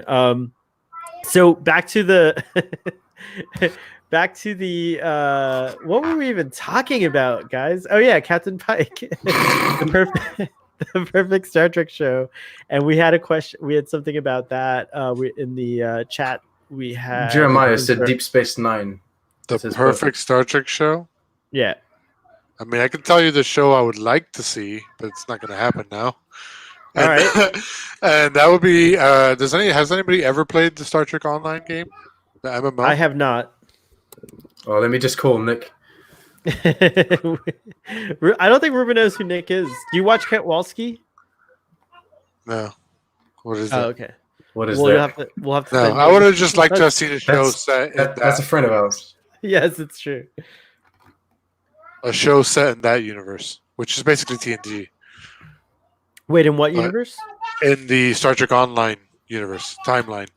Doesn't Ah. that game just recycle all of the villains from the show? Well, I don't know where it's gotten to at this point, but in the beginning, I don't play it anymore. But I used to play in the beginning, and it had a really cool extension to where like Tuvok was a high member of Starfleet. You know, he was like an admiral or something. So it was pretty cool, but it's not gonna happen now. I don't know if it'd be my perfect show. I don't know what a perfect show would be. I know the perfect trilogy of Star Trek novels is. It's pretty easy to figure out. Star Trek Destiny by David Mack. It's damn good. That's originally what I think everyone was theorizing the Picard show would be about. Yeah, That's that's a really epic story though. It's like It involves Borg and like everything. it involves literally everything, like from Voyager stuff to DS9 stuff to TNG characters to Borg to traveling thousands of years back in time. It's all over the place. That would be a monumental task if they ever made that like a mini series, but no. I don't think that'll ever happen. Do you think that would have been a better? Oh yay, Chacka's back! All right, Woo! how's Oh, you how's sound that? much Is better. that better? Oh, wow. Yeah, Look, like a David million times better. Garcia. TNG season 3 to 6 equals perfect. While you were away, we talked about David, like what's what's up? the perfect Star Trek. David, do you want to also come on? Let us know. We'll send you a little invite link, and then it'll be like a crazy Hold on. reunion. I'll take care. I'll take care of that right now. 1 second. But also, so we were talking about what's your perfect Star Trek. So what is your perfect Star Trek? And then we have an audience question for you, Chacka. My perfect Star Trek? Yeah, what's your perfect Star Trek? It's a toss-up, man. It's between TNG and Deep Space Nine. I really love Deep Space Nine. Like, really love Deep Space Nine. Yeah. Because at first Same I here. thought it was going to be a snoozer because I'm like, where are they going to go? They're on a station. Where's this going to, where's this going to take us?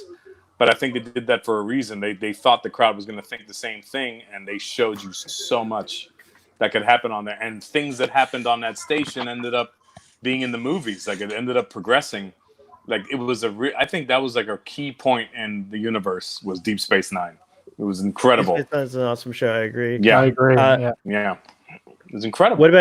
What about you guys? I think Ruben answered that he wants to kind of create. He feels inspired to create a new Star Trek. Oh, well, that no, would be the perfect Star Trek. see, I misunderstood the question. Oh, okay. I didn't know we were picking existing current perfect Star Trek. Oh, you know what, Ruben? Though in the context of a new show like Strange New Worlds, I can see where you're going with that. Like, so yeah, I guess Chacka, you know about Strange New Worlds, right? The Anson Mount. No, It's going to be no. Oh, so Strange New Worlds is a new show that CBS just announced, which is going to feature Anson Mount from what's the show? Is it not Sons of Anarchy? But what was his show? Is it Hell on Wheels. Hell on Wheels. Hell on Wheels? Thank you. He's the lead Hell on on Hell Wheels. on Wheels. He dated Britney Spears. He has a show, podcast Did he? called The Well. Did he? I think he did. Or did you put that in my head, or was Hold that on. something you made He up? was in the movie I with think- her. But He I don't know. dated Britney Spears. Hold on. I think he dated Britney Spears. Anson Mount, if you're watching this, please feel free to correct us in the comments. But anyways, what would be your? I guess that fits into the overall thing. Like, so they're gonna do a show set before TNG, the captain before Captain Kirk, and In that's 2017, Anson announced his engagement to his longtime girlfriend, photographer Dara Trang, and they were married on February 2018. That's but way before that, in like 2005, Well, or even that, when. Well, because it says longtime girlfriend, so. Do a Google search of Anson Mount and Britney Spears. He What wasn't. They happened. weren't together. Aye, Captain. They did a Thank movie you, together. They weren't together. While we'll look that question for Chacka. What's your favorite Trek show or character? So you already answered that, which is Deep Space Nine. So what's your favorite character? Yeah, man, there's so many. I don't want to go that route and say Q because everyone loves fucking Q. But I mean, I think he was shortchanged too, man. Like, he should have been in the movies. Honestly, there should have been a movie about Q. But I think one of my favorite characters would be who is it? There's just so many of them. I always was fascinated with Odo, and I was fascinated with Data, also on the show, but Odo more Nice. than anything. To your point about Q, Ruben is like the Q on my show, and actually the real life Q sent this message. Ruben, a.k.a. the Martian, you sorry piece of shit. What are you doing imitating me? I mean, come on. Did you do well? Did they think you were an asshole? Did they hope that you would, disappear down some wormhole? Because if they did, you did a good job. Good for you. Good for you. So, you have... The rest of that you can see at the beginning of this episode. But anyways, there he is. Wow. Are you on Cameo, John Chacka? DeLance. Are you on Cameo? I You am. should be you are on Cameo? No, I'm not. You should be on Cameo. We would buy cameos from you all the time, I promise. Like, we would totally do it. It was actually this was very unreal because I'm not used to this, man. I'm not used to getting on so many shows because I really don't think I'm that great. But apparently, I get on a lot of shows. I do get on a lot of shows, and I just had my first fan reach out on my block on Netflix. And she was saying that she saw me on Netflix on my block, but she's a very heavy Vampire Diaries fan. And one of her friends reached out for her and asked if you could talk to my friend and just say hi. Whatever you could do is fine. It doesn't really matter, but it would just mean the world to her if you could do that. And so I was like, all right, this is really odd for me because I never went through something like that. So I sent her a video on Instagram, telling her everything's cool, be safe in this time that we're living in right now. It's deadly, but I think you're an amazing person. Your friend's an amazing person for actually reaching out and representing you, and I think you're awesome. And she was in tears. She sent me her reply, and I was like, this is incredible. Oh, that's amazing. that That's people so would cool. freak out like this. It's weird to me. It's very new to me. Very new to me. Well, you're in a good. You're. I can't think of someone more well deserving from what I remember of you. Yeah, I've I been was a little in this kid, for you a were- long time. Yeah, You were such a nice. I've been chasing nice this dragon forever. Forever. guy. And Chasing the dragon it forever. snapped your neck on Star Trek. It snapped your neck on Star Trek. The next computer-generated question is: can Star Trek be rebooted? Is the original series too old? Do you think the original series is out of date? Who is coming? Okay, Is without Alex talking Kurtzman about sending the these time that we're questions living in? now, yes, it could be rebooted because Oh, wait, the what's- time that we're living in now Oh, yeah. it's all about just crappy products and getting them out as soon as you possibly can, and worrying about how much money it's going to make rather than quality of it. So if we skip over this generation, let's say 10 years from now, when movies are, I think, will be back to what they used to be, which is quality. Yes, we're here to make money off of it, but it's the quality. It's the Back to the Futures. It's the Nightmare on Elm Streets. It's the movies that you left the theater feeling something. You were like, just send a chill down my spine. This is crazy. I actually you felt don't like you I don't was get there. that feeling at the end of Avengers Endgame. You didn't get that feeling like like when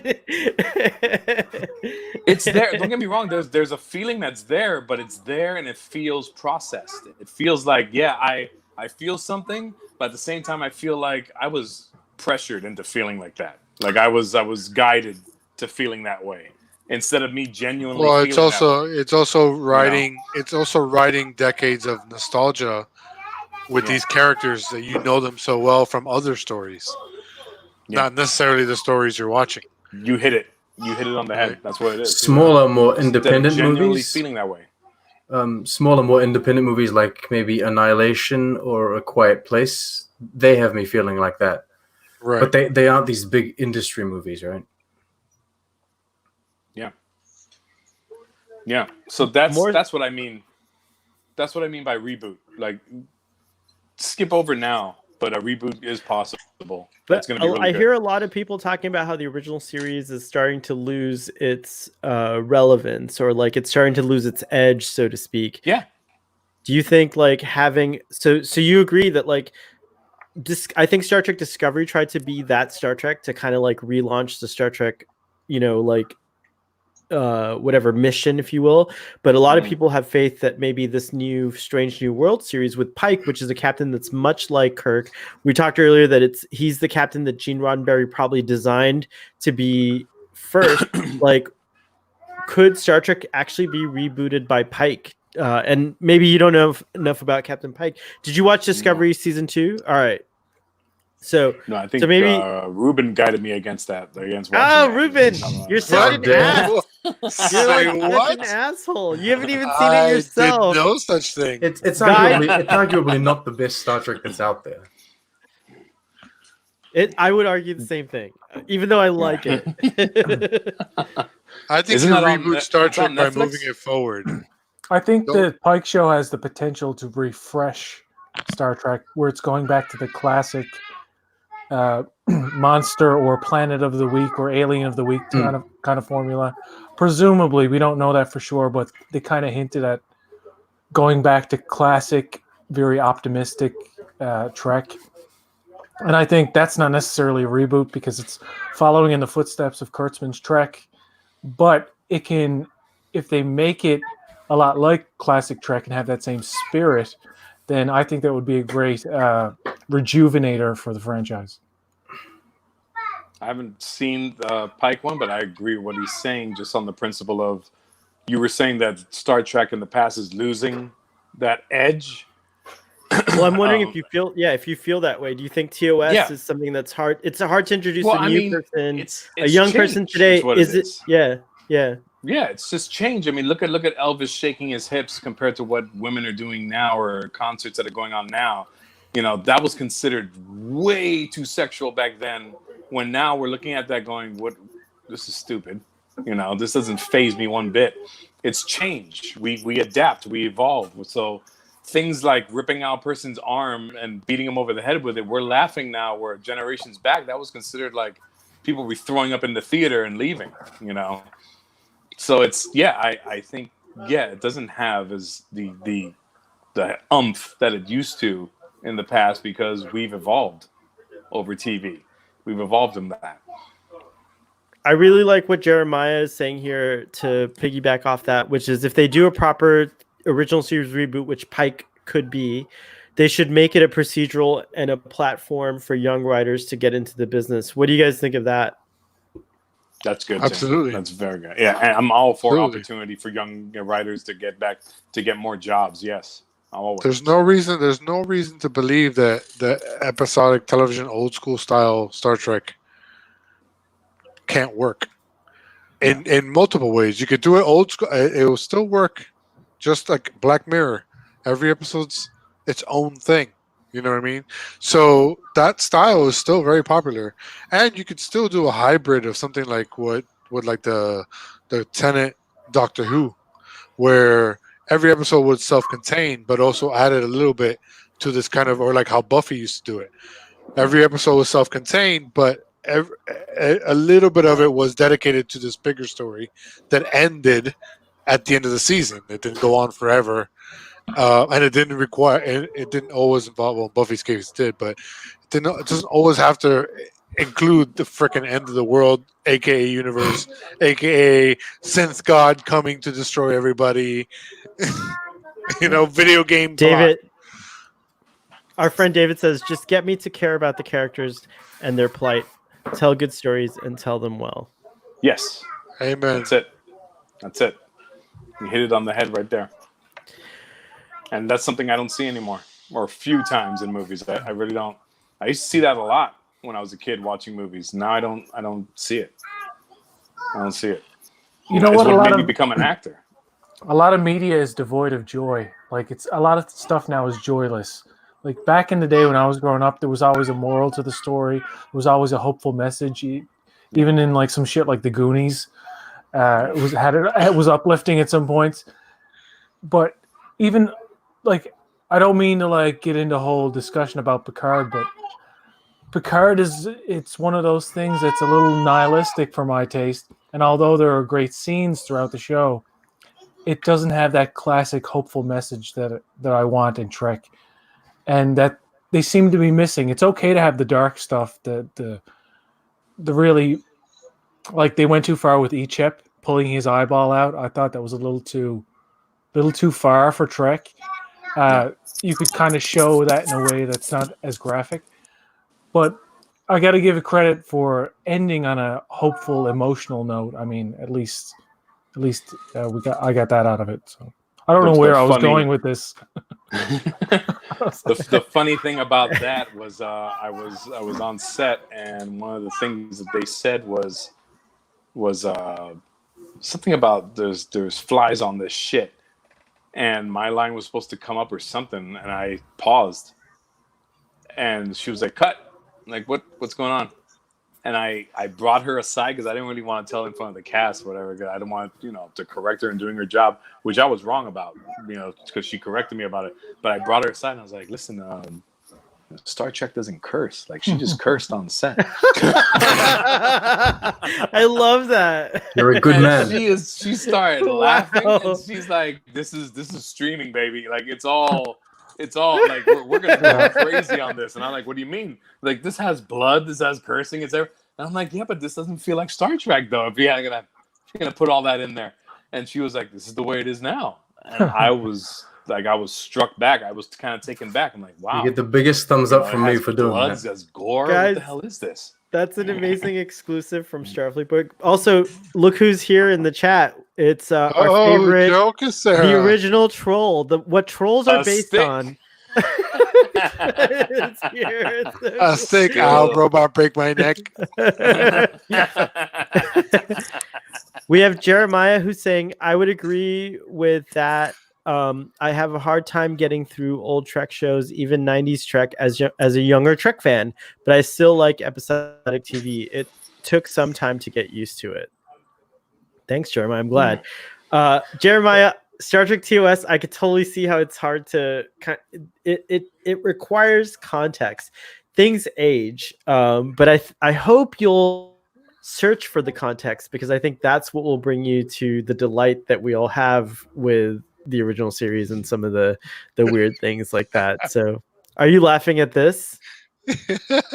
In my personal case, like growing up with Voyager and the Next Generation, when I went back to watch the original series, what kind of put me off was that there was only one storyline going on at the same time, right?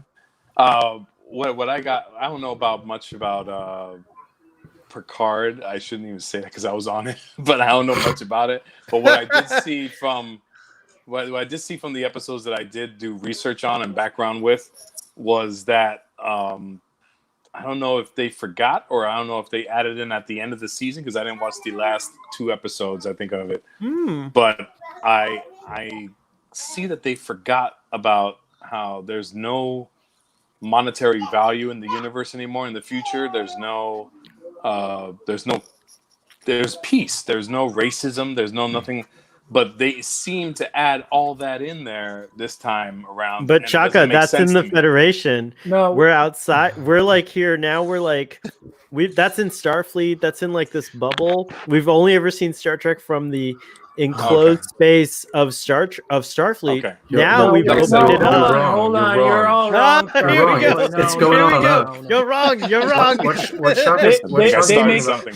They make it perfectly clear in episode 3 that there is a class disparity. There is a class difference. Rafi seems to live in a hovel in the middle of the desert, and she's angry at Picard for having privilege, which Yeah. shouldn't exist for him. I mean, yes, Yeah. your ancestral home would be passed down to you over the years, and you won't lose property that your Yeah. family passes down to you. But everybody else who doesn't have that is completely provided for in every sense. And the fact that she's Isn't that what socialism? it seems like she's kind of helpless in a world that's designed to help everybody, The basically. Romulans were right. That's what I had a man. problem with. The Romulans were right. What were they saying? What were they right about? About the sense? About the sense? They should Oh, be no. stopped. They should kill Soji Wow. and all the sisters Kill and them all. brothers. Kill them all. One of them might want to call Synthulu. Ruben's ready. Ruben's on fire here. We got another comment. I like money in Star Trek. It's better for me. It's better for you. It's better for them. Nice, Here we go, nice Joe. throwback to Star Trek 4. Joe, do you want to come on the stream? If you do, I'll send you a special link. Come I'll on in, send Joe. Joe, let me know in the comments, and I'll send you a special link, and you can hop on with us. Wow. I triggered everyone. I haven't done that in a long time in a group discussion. That was cool. Does everything have to have a narrative? Oh, we already talked about that. So we're done with the computer generated questions, which is pretty cool. Audience. Oh, we got another Joe Casera to my invitation. No.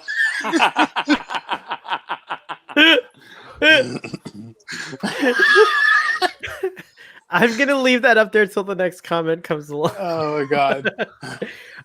So John, did you have any questions for Chaka about the production? I think PJ got his in, I got mine in, but I don't think you got one in. Not so much. You filmed in basically this small set, right? And I suppose it had green screen or blue screen windows. Did they tell you what was going on outside, or did they just basically say there's an attack and this robot's going to kill you? And Go that's ahead it? and translate that for me, Suhail, because I couldn't hear him. Oh no! Oh, you couldn't hear. So you said there were like these blue screens. Can you hear me? Right? Yeah. You can hear me. Okay. There were like blue screens and stuff like that outside. On the set, there were like blue screens and green screens. Did they tell you, like, did they give you a cue of like did they? I don't know what that means. I'm the same one. Oh, Puerto you guys Rico. back. How I'm did not this- even Puerto Rican, but but that's how I roll. Because I love mofongo. John's question Chaka does has not the same matter one. anymore. No, I want to answer. I just saw Ruben scratch it. I'm like, yeah, man, I know how that feels. The question Sean was asking is like, how much of the environment around you was available to you in terms of a direction perspective? Like, what did they tell you was going on outside? Like, were you aware that there was an attack going on? Right. How much did of they the feel like- overall story did you know for like the No, motivation? we knew everything. Right. No, we Oh, knew what? everything. Yeah, we knew everything. The lights and the red lights and the sound coming on, the girl saying, danger, whatever, alert, all that was real. We knew exactly what was because they told us that the guards were going to come into the door and stop him.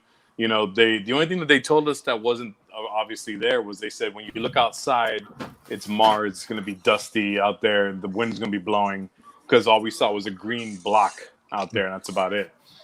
But that's it. I mean, that was the only thing that was fake about it was that everything else was incredibly real. The thing that really it bursted my bubble was the sliding doors when people come in. That's actually two people with a cable that they're back there, and when the guy would like come in the they would 60s. pull the cable and the doors would slide open. Oh and my they would God. push We the still door do back that. and it would slide closed. And I was like, That's a "Damn, tradition, that's- I guess. At this They point. did that in the Just- original series, and they're still doing it now. That's It's a insane. lot. It's just a matter of cheap. It's just cheaper Yeah, to it's do it than cost to build effective. mechanical Cost doors. effective. Yeah. Yeah. Yeah, I thought that was going to be actually a real sensor, but no, that was just them pulling the door open and closing it. Did you The do pads, though, the pads were real. That's what I couldn't believe, man. And it got Like, like so the they're- character more because while I was working, I was doing this stuff on the pad. I was actually really moving stuff because I'm like, look at this. You can move all this stuff. I don't know what it means, but I can move everything. It's pretty cool. Speaking about was it about inequality, how you talked about earlier that you weren't that was one of the surprising things. Also the people that the person you play, like they're eating like grungy food. It's not like like you could have had a steak. Yeah. Right? Like why does replicator food have to be this like kind of grungy kind of food? And like it felt Steak like is you guys what fuels the synths, so only the synths get to eat steak. wow. That's why the Romulans are like, they must die. They're eating on a steak. But were you aware of anything like that when you were filming? Did you realize or did you see that when you finally started watching the show is where you saw the disparity of income and things like that? The disparity of income, yeah, they did not explain that to us. They just told us that we were the last skeleton crews on the ship, well, not the ship, but aboard the station. Right. And we really didn't care that we wanted to work, on what day was it? It was the day of the first contact. It was first First contact contact day. day. That's right. Yeah. So they told us about first contact day, and we didn't. Oh boy, and we didn't mind working because again, it's that Star Trek mentality where it's like this is it's not for monetary value. It's because we want to do this to better ourselves. So they told us you ate gruel because you didn't we ate care. gruel. But we complained about it. You That's the did. thing. We complained about it, and I'm like, see, this starts a conflict. I don't understand. If we don't care that we're Love working and we're the last people on there, why are we complaining? Now about the you food could unless- say that you're just eating this gruel, but it tastes like whatever you want it to because Oh, it's true. Star Trek.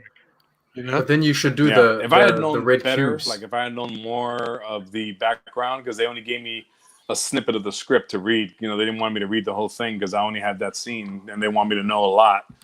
But if I'd known more, I would have probably, I don't know, been more of a bother on set. Okay. I'd have been I'm assuming- questioning a lot more. If he still can't hear me, I need you to translate another question for me, Admiral. Had he known the entirety of Star Trek Picard before, would he have still accepted the job? I assume it's yes. So the question is, if you had read the entire Star Trek Picard script beforehand, would you still have accepted the job? The assumption is yes. The assumption is yes, but I probably wouldn't have worked. They probably wouldn't have let me work because I would have been asking too many questions. Oh, okay. So you were saved by ignorance. Truly is bliss. You were saved Yeah. by ignorance. Jeremiah says, Yeah. "I really like that Picard explored outside of Federation because even in DS9 and TNG, outside of Earth, really, the Trek universe was gritty and hardcore." What do you guys Gotta think? go. Wait. Goodbye, people. Oh. I have a baby to Bye, to Sean. put to Yeah, bed. yes. Thank you so much Oh. for having me. See ya. Catch you See later. you later. It was great Bye, meeting you, Sean. Sean. See ya. You It guys, was the day There you Cohagen go. Oh. turned off the air. what? Quaid. It's my Quatu. Quaid. I don't get the reference, but it's very funny. Total Recall. Ah, Recall. right. What's Joe the tune? Casera. That was for Joe. It was. And did you see what Oh, that David was said? great. Oh, Were you, the windows made of transparent aluminum? I put that up there for a second. The windows were just transparent. There was not even a plate glass in there. There was nothing. It's a sheet of green. That's all it was. 7 cameras to film that scene. That's crazy. If So you Jer- got offered a role on Strange New Worlds, would you take it? Say yes. I need to see. No, it just say first. yes. Just say yes. Say you yes? need to be in all Star Trek. Yes. Just yeah. You should be like Clint Howard, who's been in All right, every. but then if I'm going to say yes, it would have to be a bigger part then. Yes, about to I say agree. yeah. I agree. Yeah. Yeah, I want to recurring, be a able to- recurring role. Yeah. Uh, Like I do like eating. You know, I do remember like paying Remember for a house. Okana from TNG Captain O'Connor.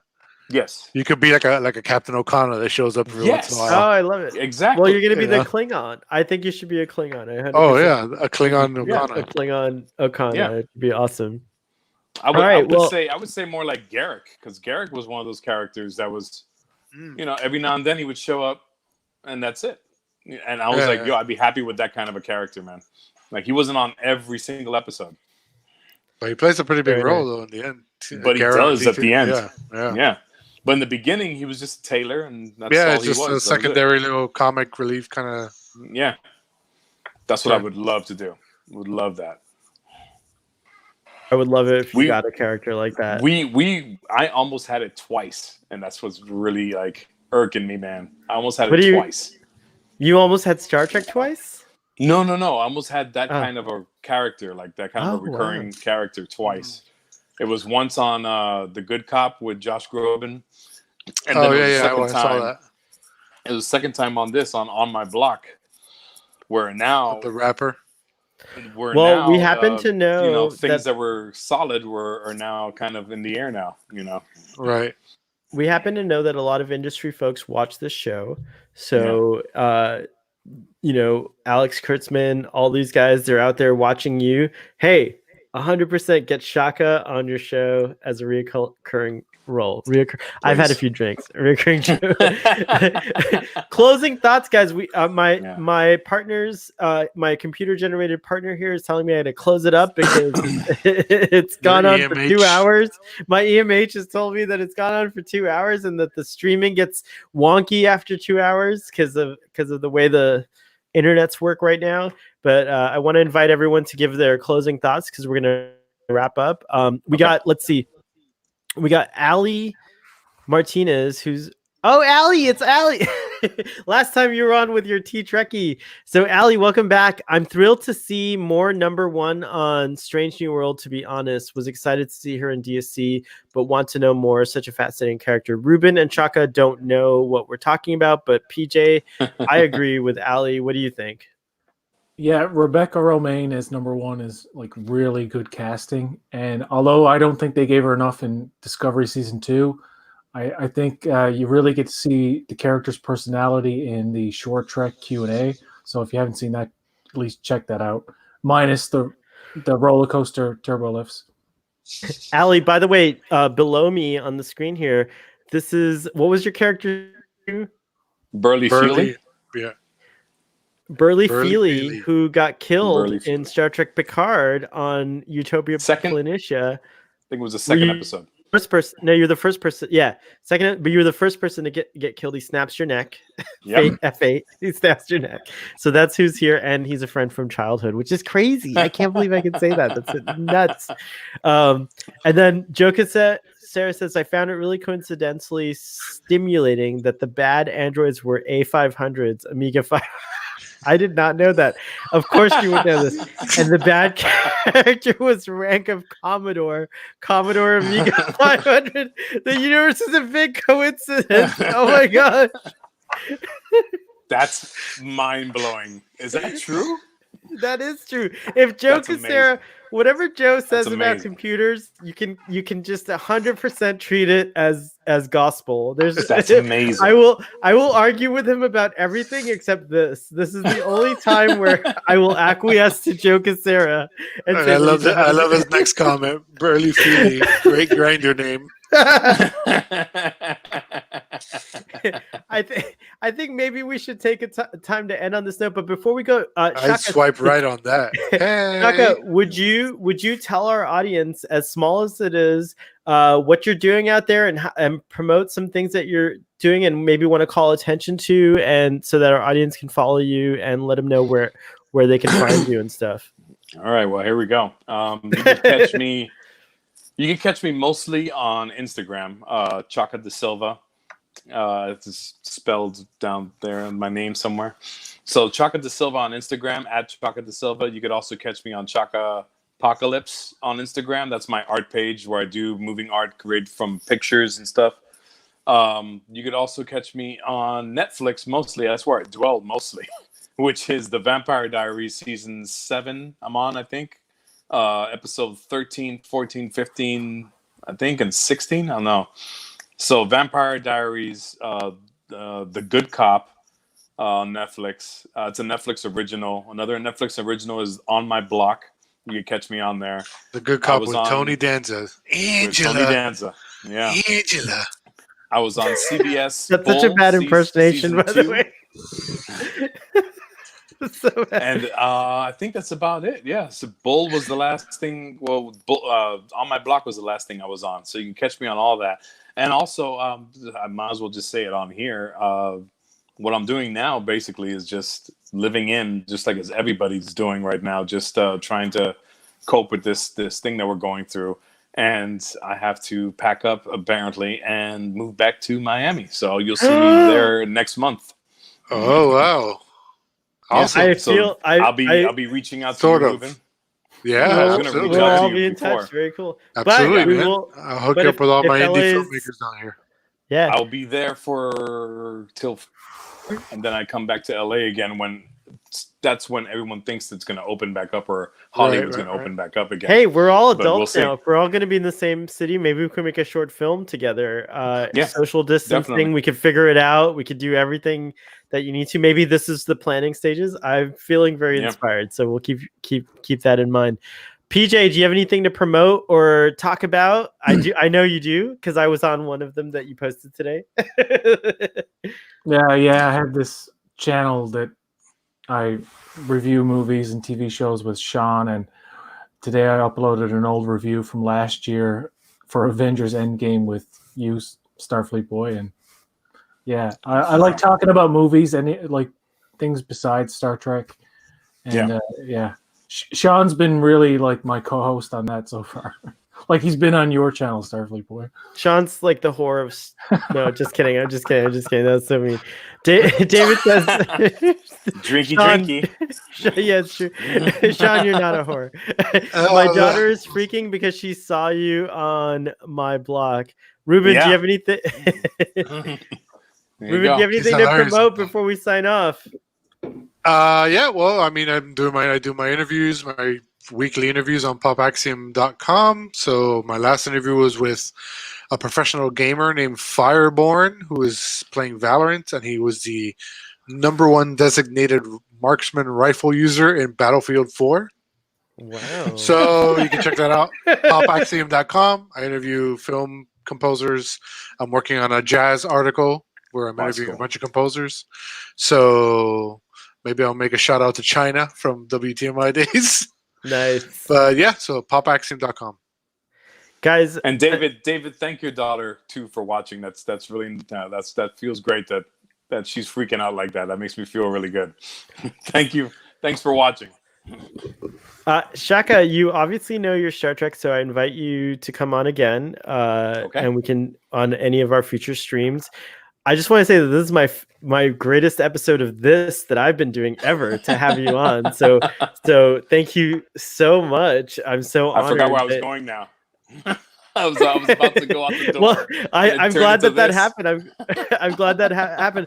We're gonna end on a comment from Joe Casera because it's quite appropriately hilarious Joe. and very Joe, which is he predicts that you will be in Televisa novellas next. Novelas.